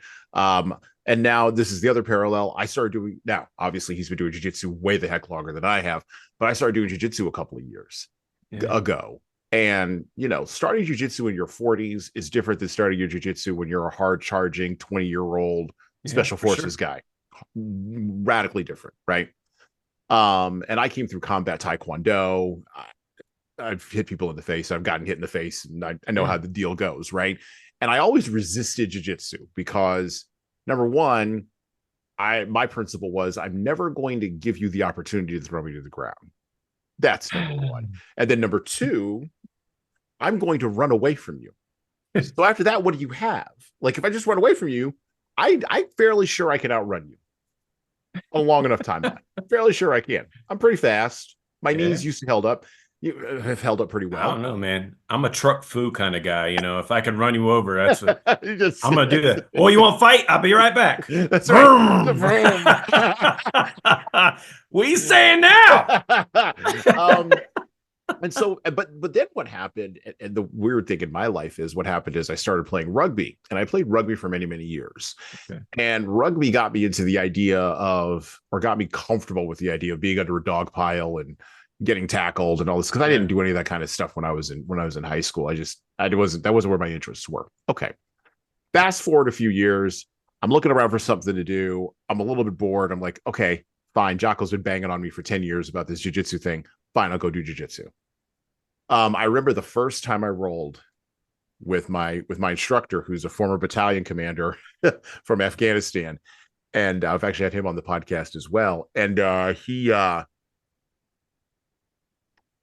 sat down, and I'm never a person who thinks I'm a pardon my use of the term. I don't think I'm a badass. Like I think I'm a person who's, if you screw with me, there's going to be something that's going to happen that you won't like.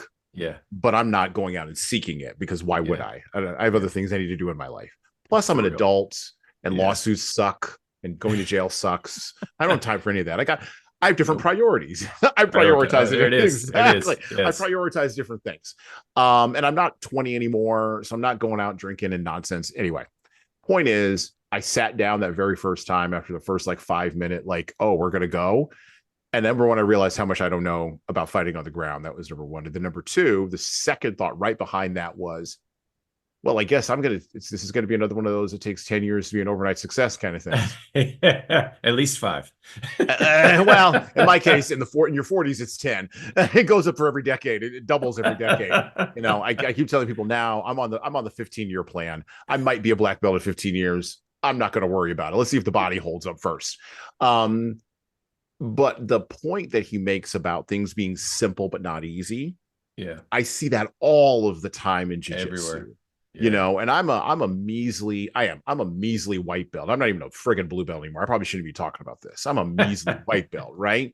But even a measly white belt like myself, who comes from a background of training and development and teaching and academics, understands how hard it is to make complicated concepts simple, understands that number one, it's great to have a plan, and number two, it's great to have a simple plan, but it's not easy to execute that simple plan. True. And jiu-jitsu is a good example of, yeah, you're going to have a simple plan, but that other person's going to get a vote. Yeah. And there goes your simple plan. Yeah, the enemy gets a vote. That's what we always say. He puts it in his book, I think, too. But yeah, the enemy gets a vote. You're always going to have that hard side. And that's what makes it interesting. That's where I'm at with that. But yeah. You got a lot of parallels with Jocko. A weird number. And I've thought about that only recently. And it's one of those things that I sort of think about, and then I shunt that door real quick. And I'm like, I got to close that door. I can't get too focused on that. You opened it. So let me ask you this. Do you think, all those things that you described are things that I do as well? I've done mixed martial arts. I've done, I was a combatives instructor in a Marine line combatives, which is all jiu-jitsu. Yep. I play guitar quite frequently. I have a guitar problem, I think. I don't know. It's not hoarding if you just like collecting guitars, right? That's not hoarding, right? No, that's not hoarding. No. Okay. That's thank you for, You're welcome. But like leadership consulting, I do that a lot. And I've written books, and like the podcasting world is something that's extremely interesting to me. I don't have a podcast yet. I always like to say that. But yeah, there's a lot of parallels. Let me ask you this. Do you think it's because we're just built different? So I believe in uniqueness for like the country of the United States of America. I believe that we have a unique proposition because of our particular founding documents and our creed and the path that we've gone through. Now, what has happened in the last 40 years, that's a different story. But I do believe in the uniqueness of the United States as a national state polity, right, in the history of the world. I think they will be writing, if we collapse, they will be writing books about us and papers for centuries. Forget the Roman Empire, just for centuries, right? How did this actually work? Yeah. But do I believe in the uniqueness of human beings? I believe that we are all made unique in the image of God, for sure, because I'm a strong Christian in that space. And by the way, you talked about the rule of three. Interestingly enough, just a side note on that, you've got the Trinity, the Father, the Son, and the Holy Spirit. My whole book is biblical. I just don't tell people because people immediately shut it down. Like the rule of three, like your top 3 people. Jesus had he had 9 followers and then top 3 people. He had top 3. So like the rule of 3 and people who influence you, all of that stuff comes out of the Bible. I got so many parallels to what works in leadership and what works with Christianity. But I just don't talk about it because people immediately dismiss it. They're like, well, why is this? It's a biblical book. It is, but it's just stuff that works. Well, it's about this. The Bible itself is about the structure of reality. Yes. That's what it's about. Now you can object to that structure. You can have friction. Iron can sharpen iron against that structure. Yeah. You can even, as we have attempted to do for the last 150 years in the West, you can attempt to dislodge that foundation stone from the underpinnings of Western culture and see if it'll still stand up. You can try all of that, but the book, I said this in the context of a different book that we were talking about in a previous episode, but the book defies the algorithm. It does. The book goes against that. So I believe, to kind of answer your question about the uniqueness piece, do I think that we're unique? I think that we are unique as individuals in the sight of an almighty God. Absolutely, for sure, 100%. And of course, we should work on our salvation with fear and trembling, as a man named Paul once said. But I also believe that in the world in which we live, with the types of opportunities that have been offered up to us, the parallels between people are more than accidental. I believe they're fundamentally on purpose, because I believe that too. the universe, I believe that God operates both, both, what do you call it? With free will and on purpose. And so both those things work together. And don't come at me about predeterminism. All the Calvinists can hold your chest, Calvinists. It's okay. All you out there who are listening to me, it's okay. Just hold on. But I do believe in free will, and I do believe in predestination, and I do believe all these things operating together. But I also believe it's a great mystery, again, to go back to Paul, and we can't really pull it apart because it's like gossamer. So I believe that people do share certain paths, but where people diverge and what the ping pong balls are, or the billiard balls, actually, how we click off of each other, I believe that's out of our control. But I think it's a great thing to think about. Yeah. Okay. We'll get back into the book. I'm sure we're getting ready to go back in the book, but let me pull this thread. One more. Yeah, go ahead. One more. So between what you're seeing is these people who are making changes in the world have the same influential background. You're working on yourself and your physical strength by doing jujitsu. You're working on your ability to express yourself by playing the guitar. There's a creative side that happens there. You're putting something out into the world that's going to help people for free. It's a podcast. And then you're helping people because you can't give away things that you don't have. You have to have something that gives you money. You're getting money so that you can give it away. And like all of the things that you just described are the same things that Jocko has in his life, because you guys are basically doing the same good mission that I think we're all called to do. And like you become these people. Like you're in your 40s, I'm in my 40s. But like when you become these people, you start looking at who you want to associate with, who you want to be like, who you want to be. And whenever you start focusing on you, well, then the world changes, doesn't it? Because you realize it's not about you, it's about everyone else. It ties into what she said, in the beginning of our conversation today. The self-awareness that's required to prioritize and execute effectively, which is, this course, the same self-awareness it's required to check the ego, engage in extreme ownership, understand that it's not the team's fault, it's your fault. That's right. I mean, and by the way, to be able to, do I always accept feedback? Well, no. There are people in my family who will tell you, "Hey, son, is horrible accepting feedback." Honestly, it depends upon which mood you're approaching me and what the kind of feedback is. There's a couple of different things, going on underneath there. But what I tell my clients is, feedback is the gift that's given to you in order to get you to grow more in self-awareness. And most of us don't treat, even myself, I'm guilty of this sometimes, don't treat feedback as a gift. We treat it as a threat. Yep. And fundamentally, our biology is wired that way. And we are responsible, I think, at an individual level. You talked about, are we unique? I think at an individual level, we are responsible for overcoming our own biology. And by overcoming, I don't mean altering our biology, through surgical means or medical means. That's not what I'm talking about. I mean, overcoming our base desires, our base appetites, rising above, again, because those things are going to exist. Maslow's hierarchy of needs exists because Maslow understood that there was a hierarchy of needs. Correct. But that hierarchy of needs is just at the bottom level of where the rest of the things in the hierarchy should be.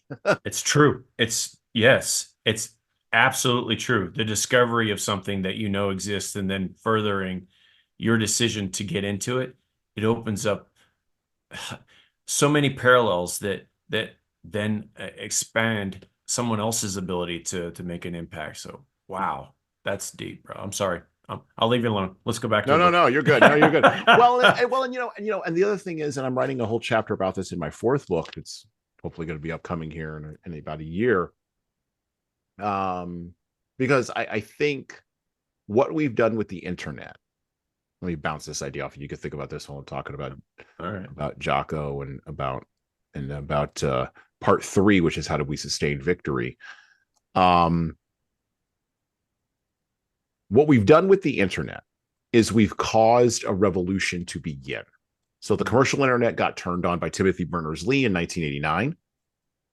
And once the commercial internet got turned on, it started with email and AOL, and a little server called a little browser called Netscape that was built by a couple of kids in Illinois, who eventually became, Mark Andreessen and a couple of other folks out there in Silicon Valley who are now worth billions of dollars and are techno optimists. Okay, it's been a long, strange trip.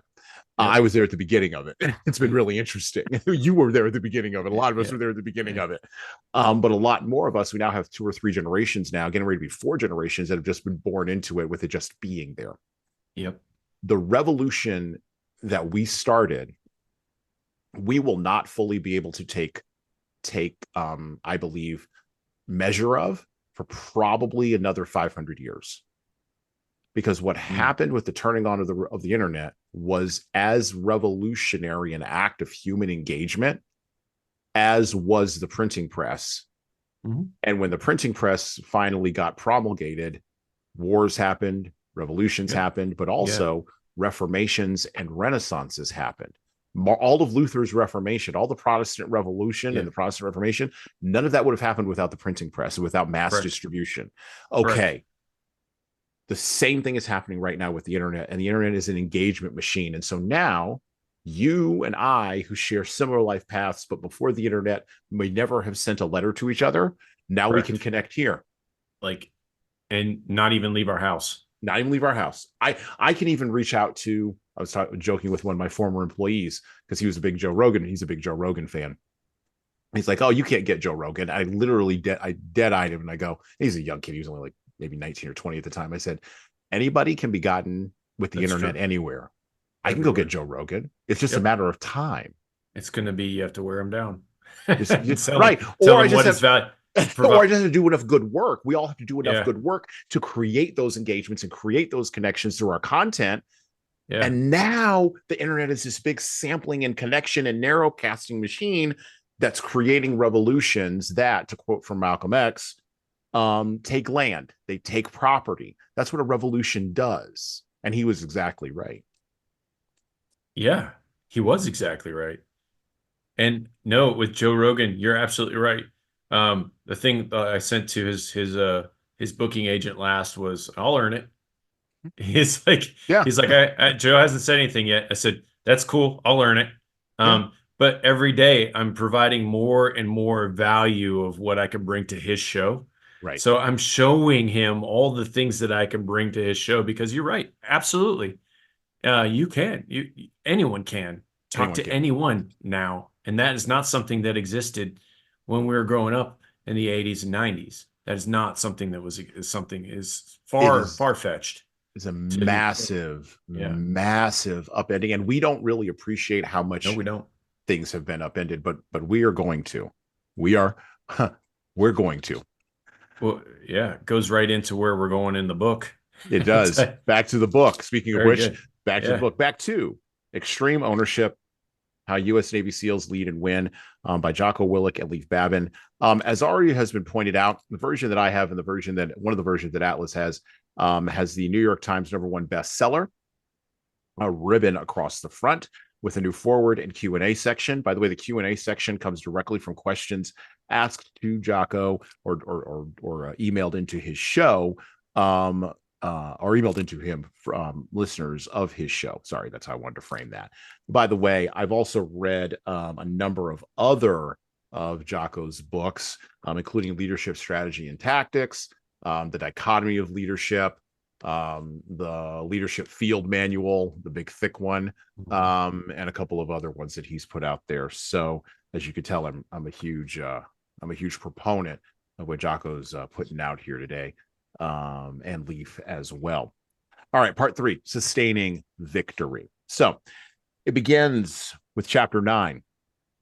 We're talking about a hostage rescue occurring in Ramadi, right? The rescue of a young Iraqi teenager who had been kidnapped by an Al-Qaeda linked terrorist group who demanded that his family pay $50,000 in ransom for his release. By the way, task unit Bruiser, the task unit that that Jocko and Leif led, which also included Mark Lee and Chris Kyle, he of American Sniper fame. Yep. Were the ones who were engaging quite a bit in Ramadi, and all of these experiences that he talks about, the Leif and Jocko talk about in the book, come out of those experiences, including this hostage rescue, which apparently we did on the regular.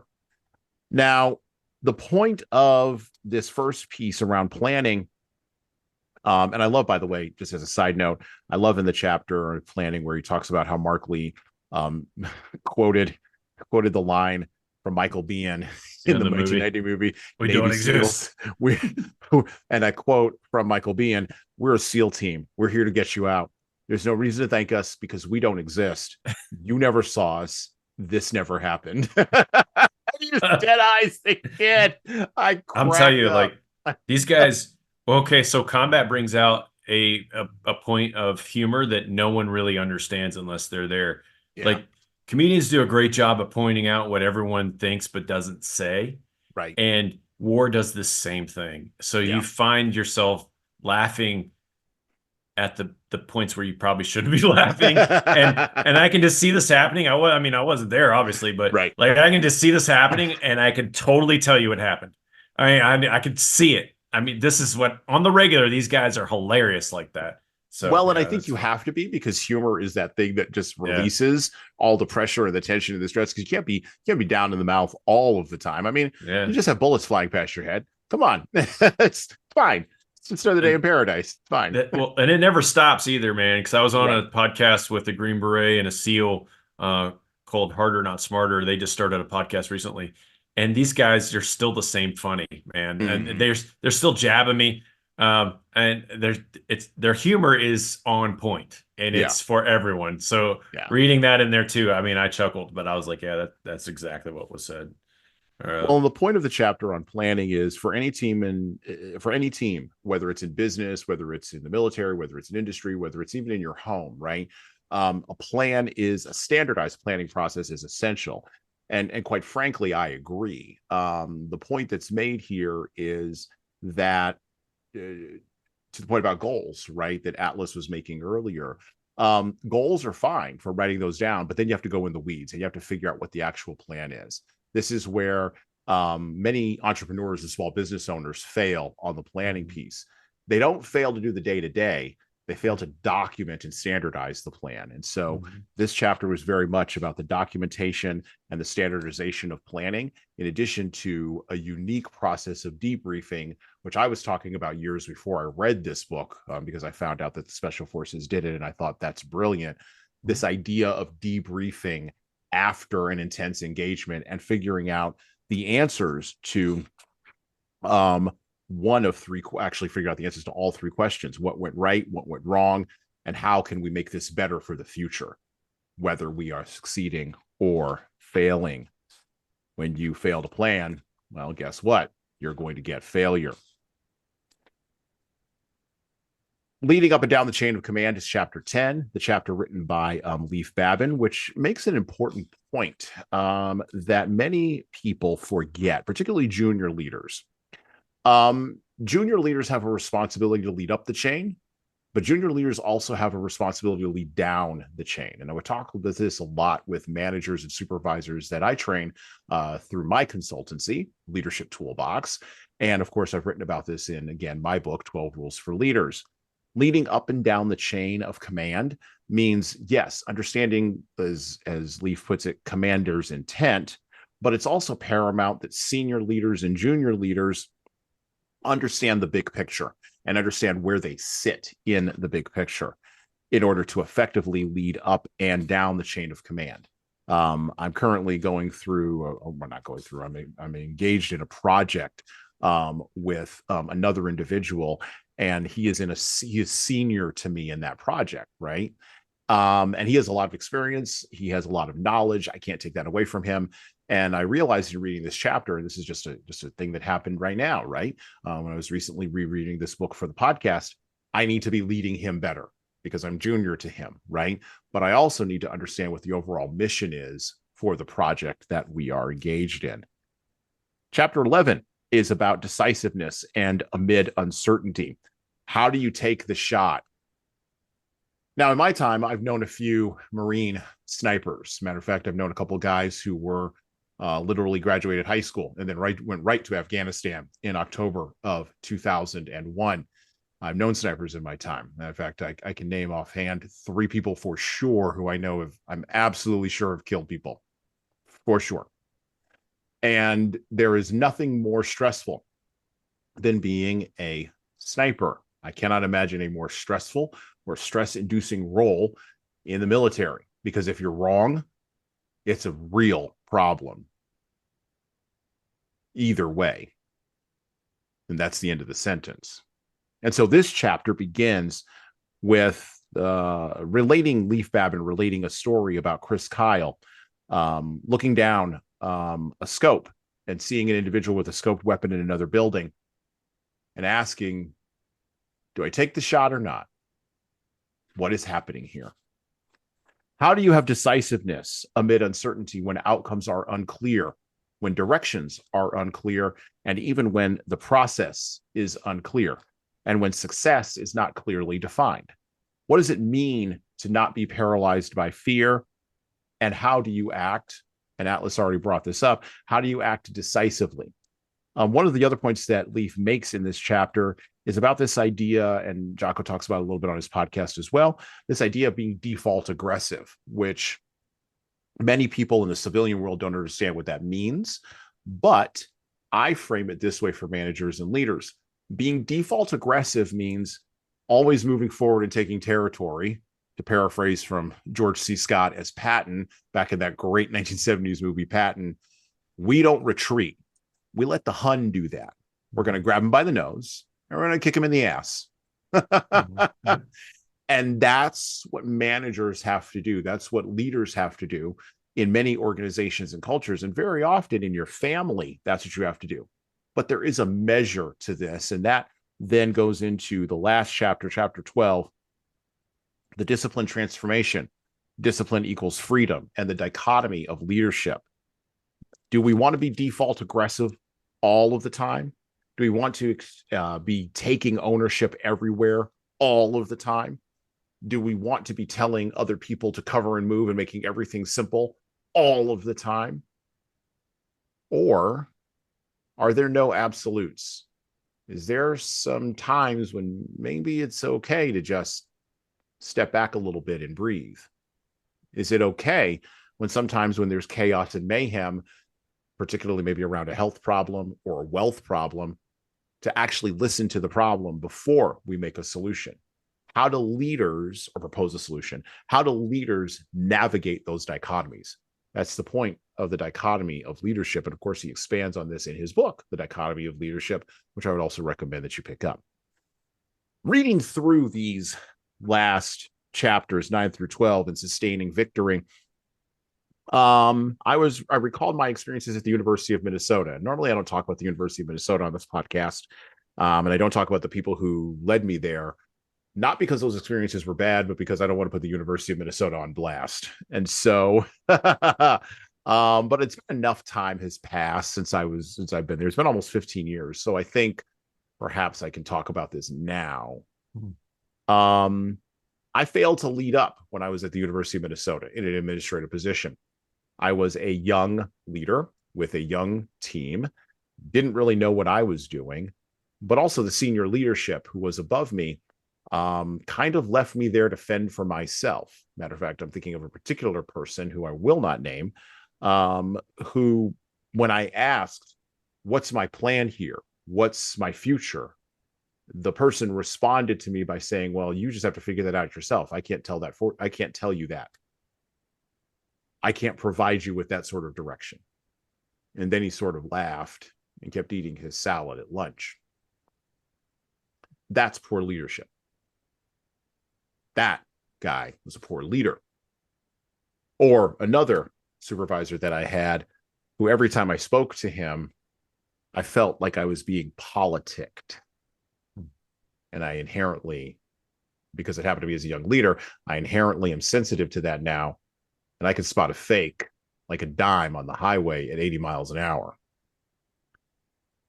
I also thought when I was reading this book, reading this chapter on sustaining victory, of my experiences playing rugby, which I've already mentioned on this podcast. And the rugby team that I was on were a lot of good guys, and they had a lot of good hearts. But the coach lacked decisiveness, and a lack of decisiveness leads to not winning. Lack of decisiveness leads to collapse on the rugby scrum. It leads to collapse in the rugby field. It leads to me standing out there in 20-degree cold in the middle of February or the middle of October or the middle of November, staring into the pack as I'm watching big burly men not able to cover the ball and yelling at each other about who failed what. Not exactly engaged in cover and move, not prioritizing and executing, not having decisiveness amid uncertainty, and not having ownership in leadership starting from the top. No plan always equals no future. My old supervisor at the University of Minnesota was exactly correct about that. So Atlas, there's a lot there, but we're rounding the corner. We're going to talk about solutions to problems. Yeah. How can leaders navigate the dichotomies of leadership on their teams? How do we deal with all this? How do we put all this in a box together for folks today? Yeah, we can sum this up really easily, but it's not going to be simple. Yeah, so realize that there are lots of dichotomies in leadership. Everyone thinks that they know, but management and leadership are two separate things, and you have to let managers manage. And whenever you're asking a manager like you did at the university, what's my plan? You can't expect them to be a leader because they only know how to manage. You nailed it. Not a good leader. Great manager, probably. Not a good leader. And the difference between management and leadership is this. The management sections were in a little over years ago when, oh, let's just line. We can pay people way more money to do something simple. And if they repeat that task over and over again, we could take somebody who's making 30 cents and give them $3 and create what we now know as management. If they manage something that's continuously done over and over again, it's easy for them to manage and they can make sure that it works. And if you put a lot of managers on a line, you need a leader to say, we need to do this many things in this many days, or there needs to be a metric or a future that's described. That all comes together in a plan. So whenever you're looking at the dichotomies, you have to realize there are managers who think they are leaders. And telling them that they're managers is probably going to be a stroke to their ego. And that's okay sometimes, but a lot of times it's not. Giving them a specific task to manage and then say, you're in charge of leading that effort is how it's done today. And so people get confused on management and leadership quite often, and they expect managers to be leaders, and that shouldn't be in your plan. That should be something that you go back to where you started this. Know your people. Know what they're capable of. Know what they're going to produce. And all that's there. And where does that get found out? You nailed it with the debriefs. So there's a rugby team. It's the most winningest team of any sports ever. It's called the All Blacks. And the All Blacks do something that a lot of teams don't do every time. They get done with their play on the ground. They all get into the locker room and they say, you sucked at this, you were great at that, blah, blah, blah. But they're brutally freaking honest. Honesty is something you can't buy, but you can build it. And when you build honesty into a team, you'll figure out who is there for what. And if they're looking for self-preservation, you'll be able to correct that early whenever they start blaming everyone else for something that happened. The people who are true leaders are the ones that take accountability, which is extreme ownership in the book we're talking about. When you find that built-in quality, those are what we call born leaders. But even born leaders have to learn how to grow. So born leaders and people who are learning how to be leaders symbiotically come together whenever you have a hot wash or a debrief. We call them both in the military. And that is what just happened. Let's see if we can do it better next time. And guess what? If you think about it, if you talk about it, if you start figuring out who people are, well, then you become a winning team like the All Blacks. There's nobody who's won more than them, and it's because of their ability to lead up and down the chain of command. They talk to their coaches the same Hmm. way that they talk because it's an open forum. The other thing that I love about that team is they all respect each other. They have this environment where they can say whatever they want to say and realize it's not personal, it's business. Well, wait a minute, Atlas. You don't understand. I get this a lot. This pushback. But I'm going to wait a push back minute. on you. Yeah, But wait a go. minute. You don't understand. I'm a mid-level manager in a massive bureaucracy, and these people were just given to me. Yes. I don't get to sit in on the meetings where they're hired. I don't get to Yes. give my input. No one Yes. asks me. They rip away my team, or they rip away half or a percentage or a quarter or whatever. And they give me these people that are underdeveloped, underfunded. Then they tell me they want me to do these missions. You don't understand. You were in the Yep. military. You could get whatever you wanted, whenever you wanted it, however you wanted it. And I got to work out here with people that can't say, that don't say yes or no, sir. And they come in here with their purple hair, and they come in here with their requirements, and they want to leave at 4:30 in the afternoon on a Monday. And I had to bust my behind to get here. And I've been in this role for 25 years, and I know what you don't get it. Yeah. Don't you love hearing that? Oh, I love it. You You can know tell what? I've heard that. You can tell I've heard that quite a bit. Yeah. I absolutely love that problem because I know what the problem is. Yeah, It's them. it's them. It's always them. Everybody who gives me that has not figured out that they can ask for the things that they need. They can Mhm. document the true successes. That the people that are underdeveloped can get trained. The time that they don't have can be made. That all of the things that they describe are things that they just haven't done yet. And they aren't empowered to do it. Or wait a minute, they don't feel like They don't they're feel empowered. like they're empowered to do it. That's right. So the biggest answer to that, whenever I hear it, is I empower you. I Mhm. empower you to fix it. I empower you to do it. Or I empower you to leave. And then guess what? Someone else is going to come in here and they're going to be like, I have all these problems that I can fix, not complain about. Because in the military, we hear that often too. The Army likes to say, you have to go to war with the troops you were given, not the troops that you want. Don So it's, Rumsfeld. Don Rumsfeld infamously said that. huh. It's amazing that somebody at that level is saying, you know what I'm saying? Hmm. So, like, I hear that all the time. I do. And it's also because they have not figured out who's on their team. These underdeveloped people probably just don't want to do the job that you hired them to do. And you didn't ask them the questions like you should have when they came in. What are they passionate about? What do they want to contribute? How can I help you contribute what you want to do? Because now they've accepted ownership of something that they've told you, and you are now their coach to help them get something better in life or the company or whatever the mission set is. But yes, I love hearing that because then I absolutely know what to look for. And then I don't know, well, you probably do this too. But whenever I go into a company and then I come back 6 months later, I usually come Hmm. back 6 months later. Yeah. The people who say that don't work there normally. They're not Yeah. there Usually anymore. they're gone. Yeah. Usually they've moved on They're other like, well, places. if I can't get what I want, then I'm leaving. And then we're like, bye. Bye.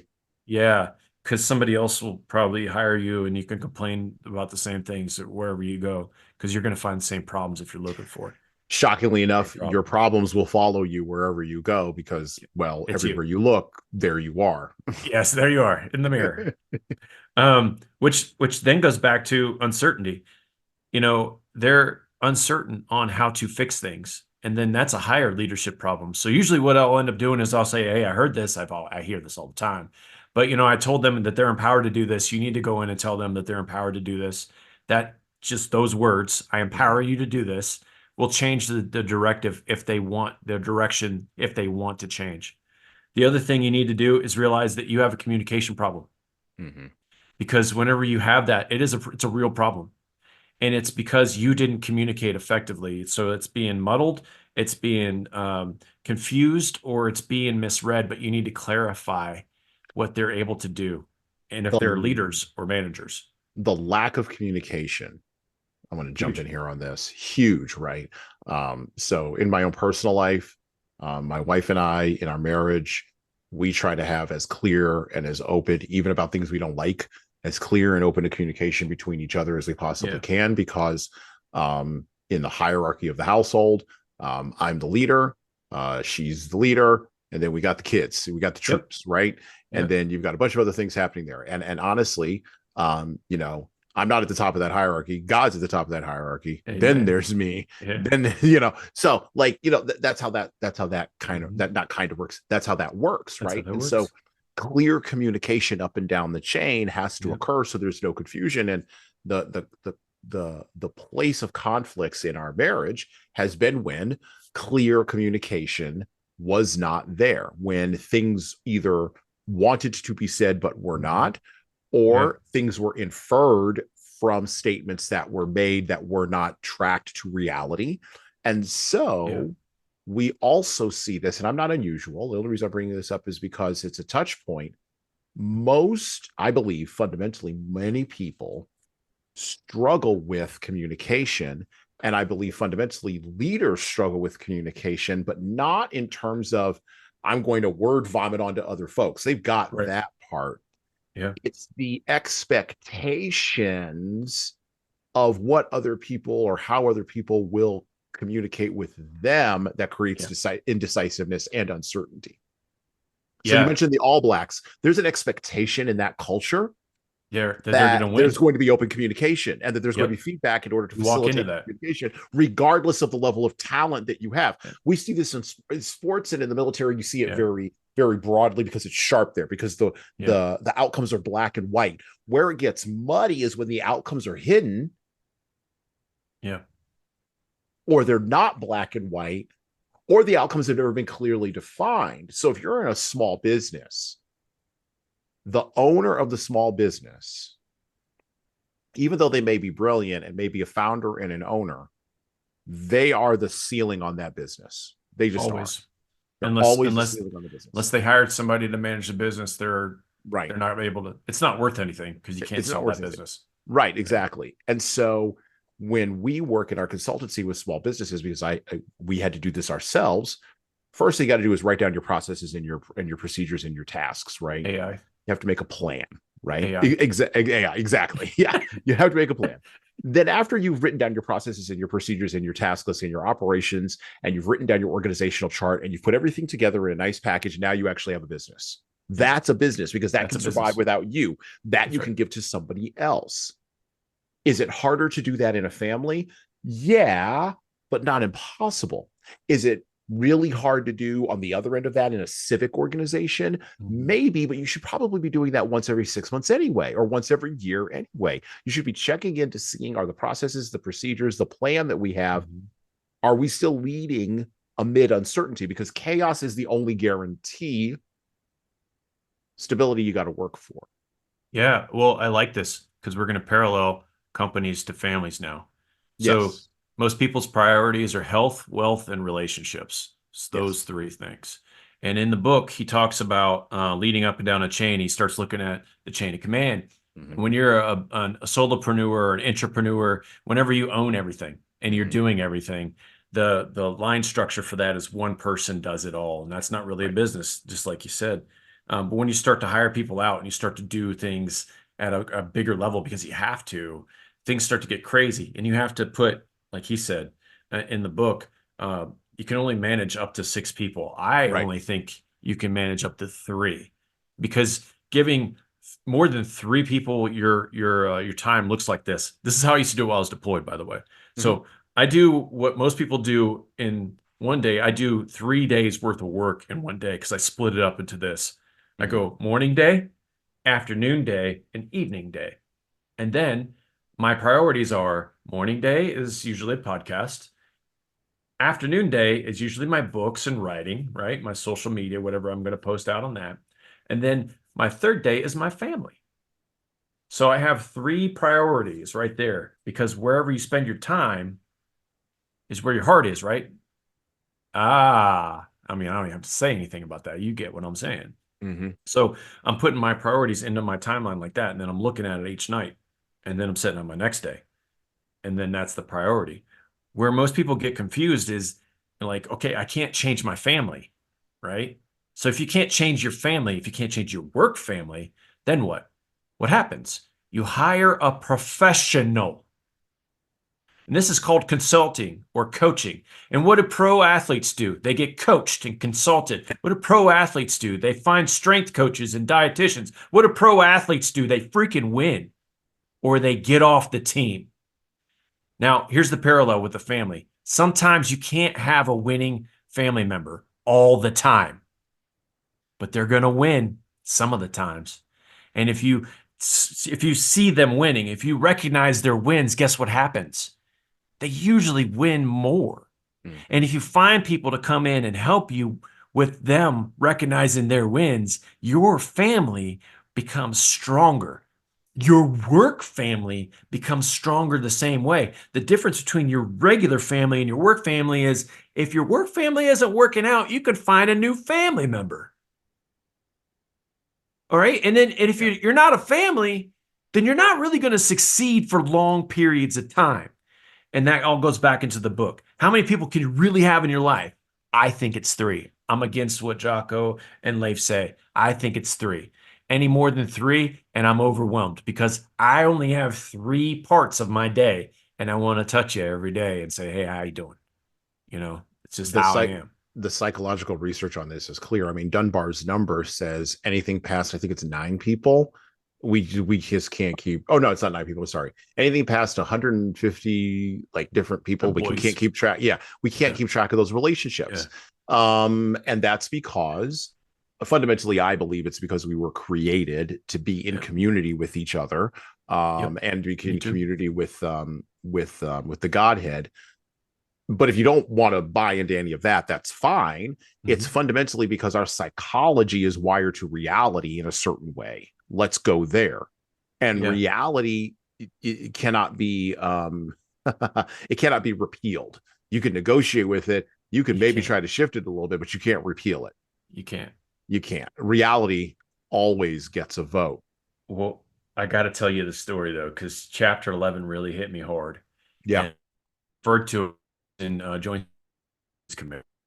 They're known for a lot of really elite teams. So I was there and I was trying to figure out how these people operated because I've never been around so many people with inflated egos in my life because they've all been told for a long period of time they're the best at what they do. Sure. So when I walked into the position, the person that was in the position before me was managing everything. And they expected me to be another manager. So they're like, hey, we know that you're going to come in here because you're a lieutenant colonel and you have to do your lieutenant colonel job here. And I was like, no, I'm here to lead. I'm going to lead you. And they were like, okay, some of them. But two of them confronted me.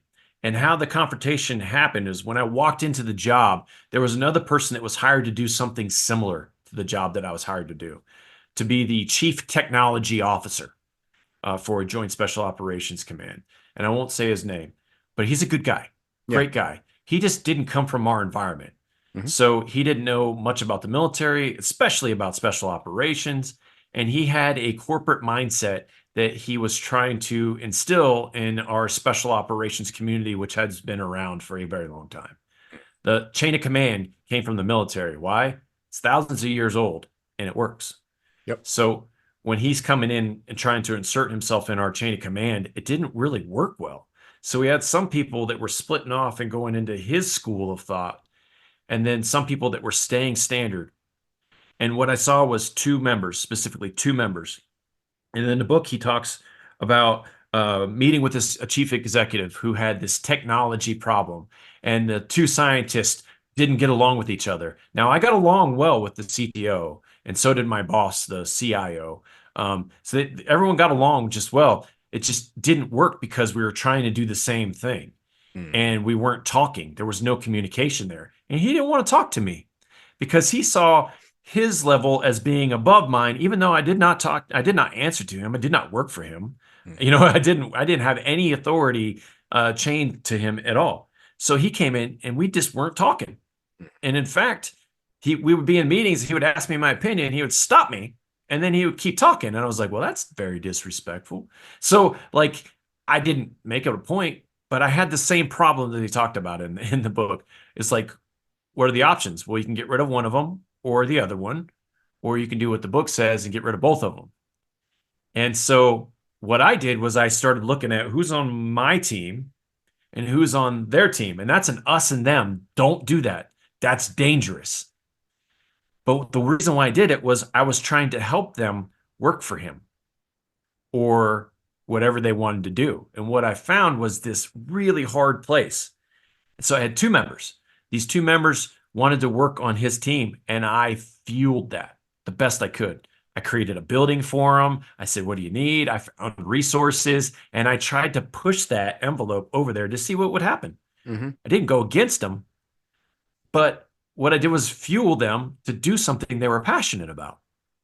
And I had another one that was really trying to join us, and I was like, that's just not going to work. The military environment and the corporate environment are different, and that's okay. But I can't adopt the corporate environment in my military environment that works. We're elite for a reason. And it's not because we have somebody else telling us how to be more corporate. It's because we are at this level already, this top level, and we know how to do what we need to do at the most effective levels. He's just trying to bring in technology, which is one of the things that I was hired to do. Mm-hmm. So I took one member, pushed him off into that team, and it didn't work. Didn't work at all. So he came to me. He goes, "Hey, I'm trying. I'm really trying to." And he's not listening to me. I'm like, "Well, what else do you want to do?" He goes, "I want to work at this other elite organization." And 2 weeks later, he was there. I let him. I promoted him into another job, and now he's been promoted a couple more times. The other person that wanted to join us together, I was like, "That's just not going to happen." And he's like, "Well, I'm going to quit." And I said, "Bye." And he got a job working at another executive place somewhere else. And he was happy for a while. And then that guy got mad at me. He's like, he shouldn't have worked there. And I'm like, I just helped him do what he was supposed to do. And that's what he's doing. Now he's back. He's in another executive role back in the military, and he's doing that. But what I learned from that is if you fuel people, if you find out what they're passionate about and you let them do it, it works out well. What happened with this guy, he claimed my wins from my team who was still producing like amazing things. One of the things that Jocko talks about is all these people on different radio nets. And they all have their own different radio nets, and they're all communicating in their own little teams. And one of the things that I did was I paired them all together so that all these elite people could talk to each other. I mean, what? Who would have thought of that, And so he claimed that, and he claimed a lot of our other wins as his own, so that he would maintain, I don't know, some kind of, he claimed our wins, really made my team mad, But the people who were on my team, they got promoted. They all got higher ranks for life, not for, because I found out who they really were and what they were really passionate about. And we started producing major wins for an organization that is at the tip of the spear. And he claimed them all. So that was a real hard thing. He's no longer in there. He's doing something else. He took a lot of the elite people that were working for him on that team, and now they have a corporate environment that they all work in. They're all still friends or whatever. I don't really talk to them that much. It looks like they're doing good on social media, but doesn't everyone post their best things on social media? Everyone posts their highlight reels. Yeah, the highlights are great. But I didn't want to marry that together because it didn't work. Right. And recognizing that is leadership, not management. So the whole thing of being decisive in a period of uncertainty, I was very decisive. I was very meticulous, and we produced wins. And then I let him claim the wins because he went out and mouthpieced them to everybody. And people don't do that.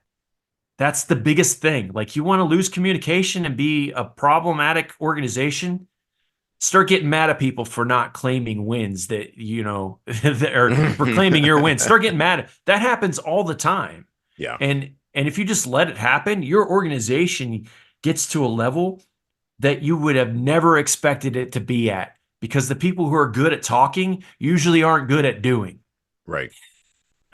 I'll say it again. The people that are good at talking usually aren't good at doing.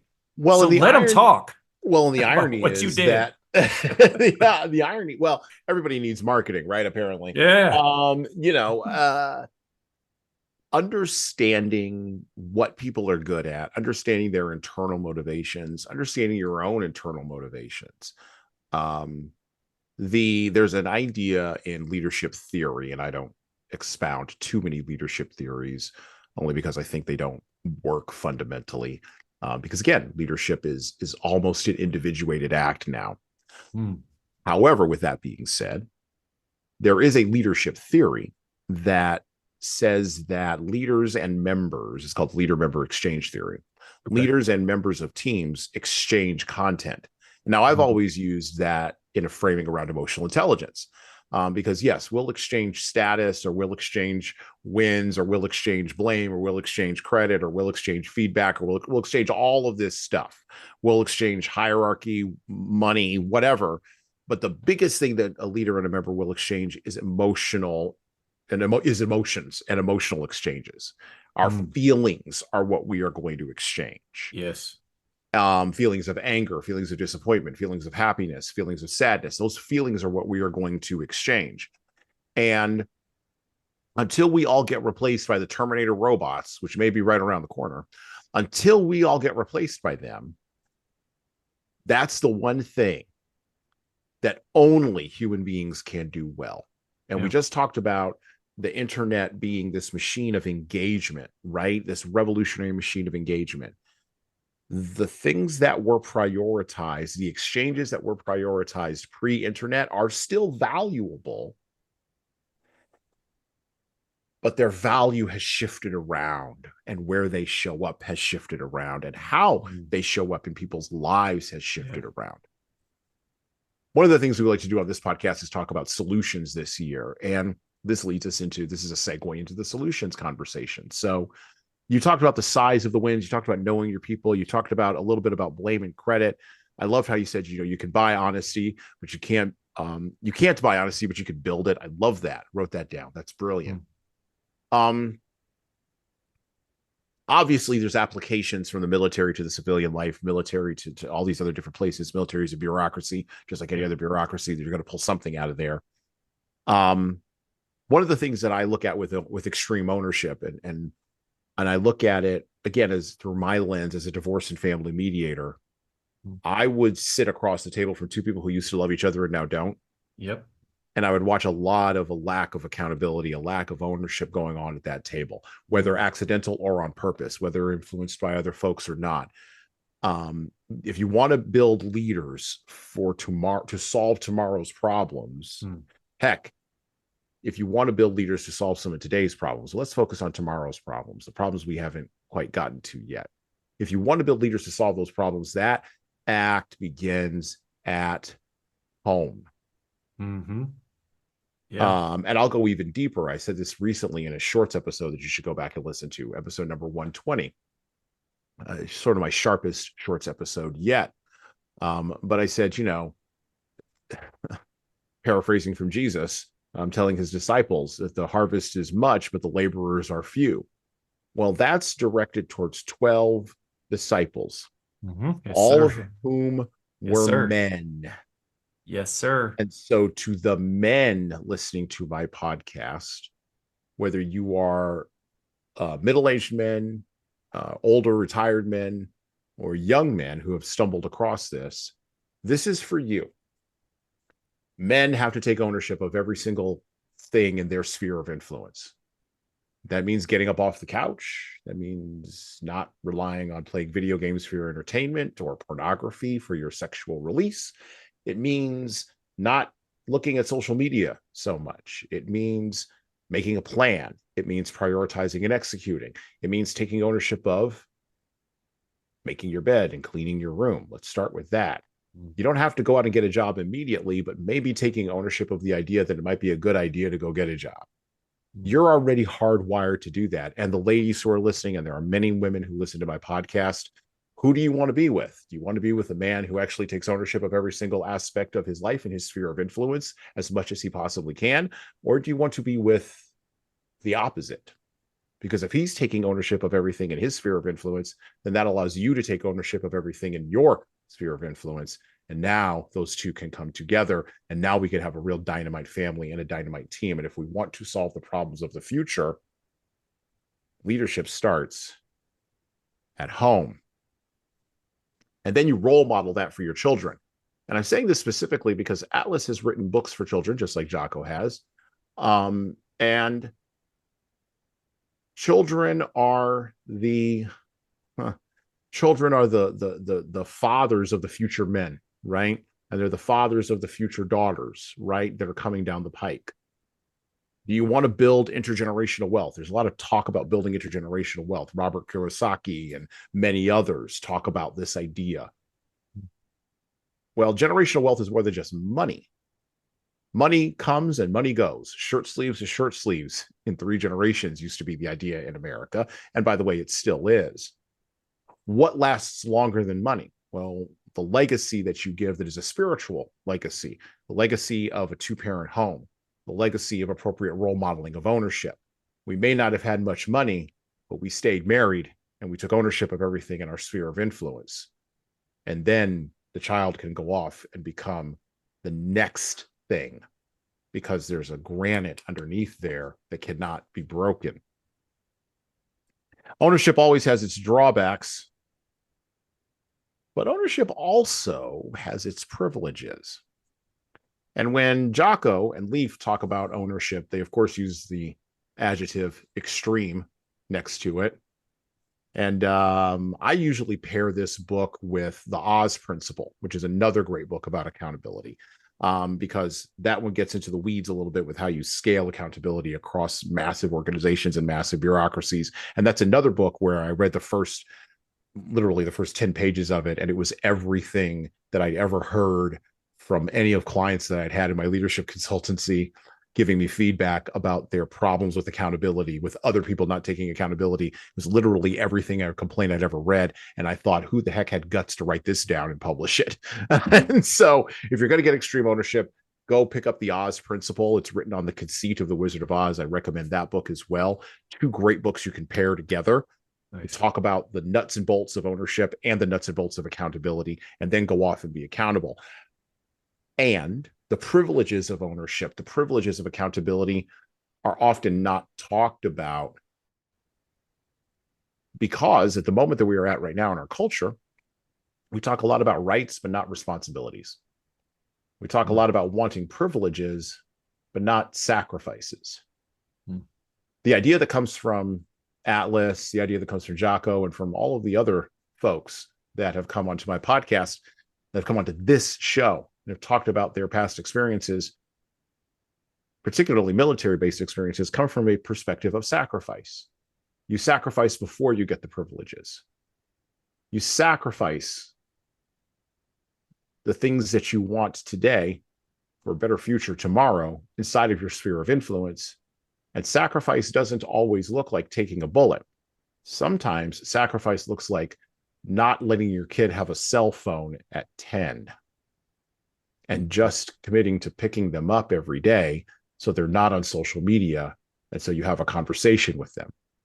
Sometimes sacrifice looks like not having television in your house on 24/7 and maybe just having music on in the background and talking to each other to fill the silence.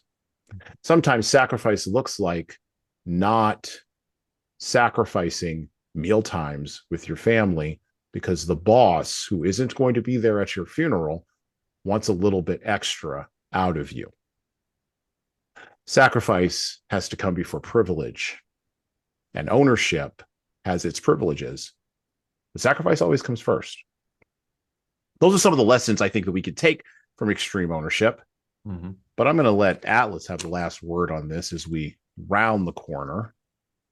How can civilians apply these principles? I mean, we've kind of been talking about this entire time, but what's a good summation for us as we round the corner? And by the way, thank you for coming on the show today. This has been an awesome conversation. For sure. And I look forward to maybe potentially having you back on in the future. I love it. Yeah. So how can civilians apply extreme ownership? I think most people are renting their lives, and they look at their lives as rentals. And whenever you're in real estate, when you rent anything, you realize that a rental isn't taken care of as much as an owned house is. So if you own the house, your yard's taken care of. Your house is well painted. Things are cared for a little bit more. When you're renting something, you treat it like a rental. And I think a lot of people's lives, they're treating their lives as a rental. They're driving it as fast as they can. They're showing it off to their friends on social media. They're being as loud as possible with the things that they think that they can tell people that are believable, when in reality, it's not true inside them. Whatever they're showing to people is not truly who they are. They're fake, and people can spot a fake. You've stated this earlier in the show. It's easy for people to spot a fake. The whole phrase is fake it until you make it. That is not something I subscribe to.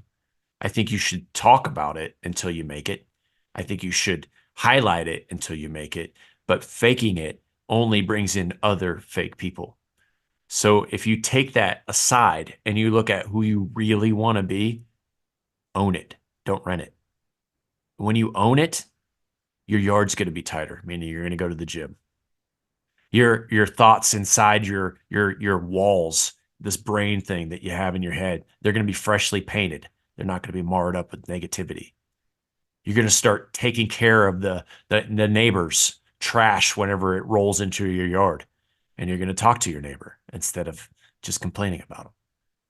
The things that come with ownership are something that we control, but we rarely do nowadays because we are so afraid to talk to other people, especially those that are closest to us and the ones that impact our lives. So I'd say take ownership, stop renting your life, start thinking about things as you should instead of as people tell you you should. I know you've got books. I know you've got a website. Go ahead.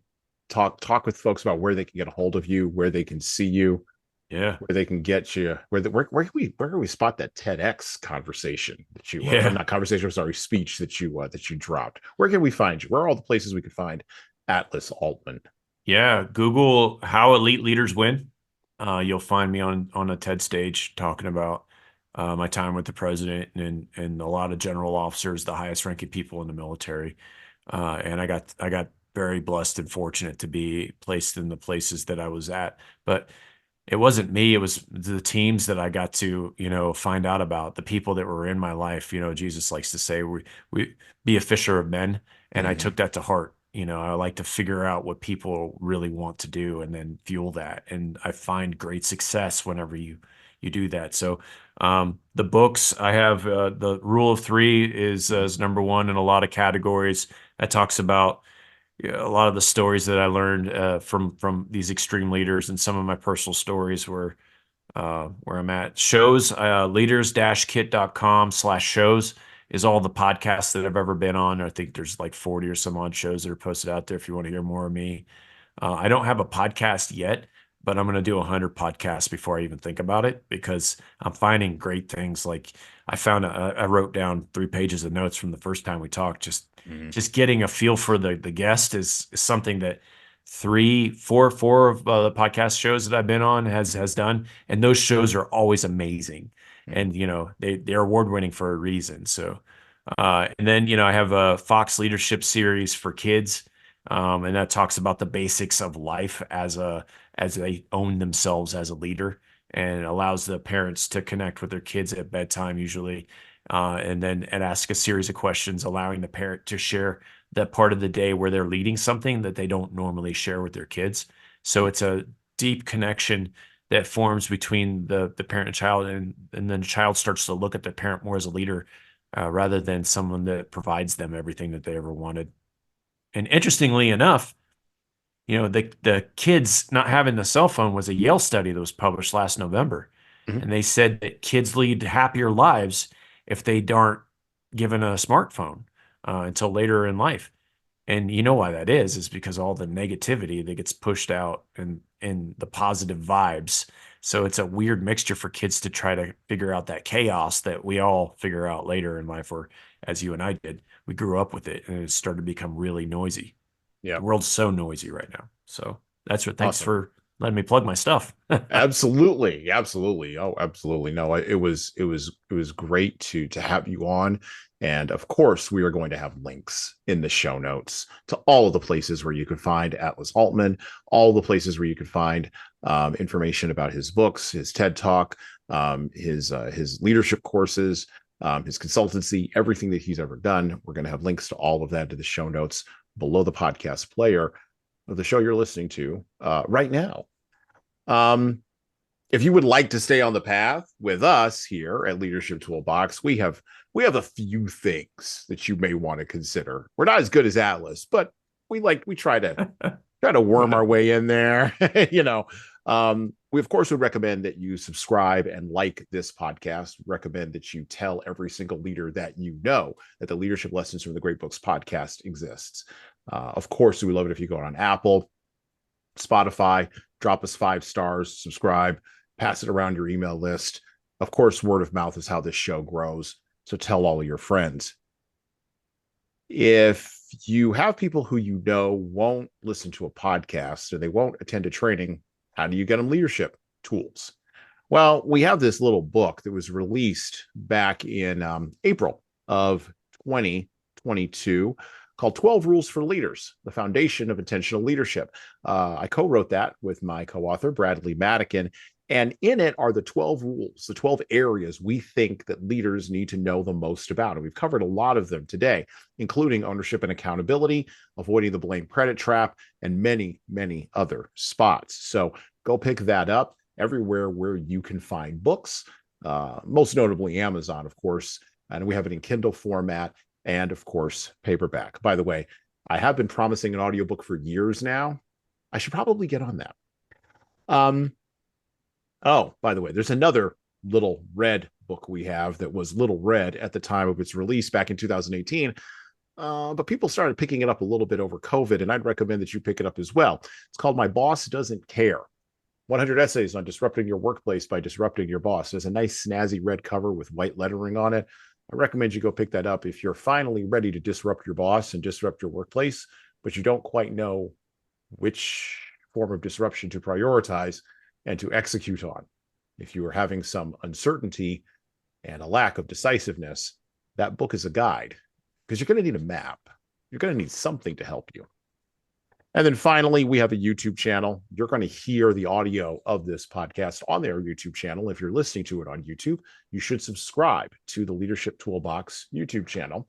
We are ticking up our subscriber numbers as we ingest more of this podcast content into those algorithms that I often talk about. I think that's the first time I mentioned algorithms actually on this show, but you should listen and subscribe to the Leadership Lessons from the Great Books podcast on YouTube, and of course watch the videos. We have a backlog now of almost 50 videos. Don't worry, we're getting videos up as quickly as we possibly can, and eventually you'll see the video version of this podcast as well with Atlas Aultman, with all the same show notes, all the same information, but we are audio first. We're partisans for audio. And don't worry, Google, we see you operating over there. You and your little AI. We got you covered. And with that, I'd like to thank once again Atlas Aultman for coming on our podcast and joining us today. And as usual, as I always say, we're out. Thank you for listening to the Leadership Lessons from the Great Books podcast today. And now that you've made it this far, you should subscribe to the audio version of this show on all the major podcast players, including Apple iTunes, Spotify, YouTube Music, and everywhere else where podcasts are available. There's also a video version of our podcast on our YouTube channel. Like and subscribe to the video version of this podcast on the Leadership Toolbox channel on YouTube. Just search for Leadership Toolbox and hit the subscribe button there on YouTube. And while you're doing that, leave a 5-star review if you like what we're doing here on Apple, Spotify, and YouTube. Just go below the player and hit 5 stars. We need those reviews to grow, and it's the easiest way to help grow this show. And tell all your friends, of course, in leadership. By the way, if you don't like what we're doing here, well, you can always listen to another leadership show.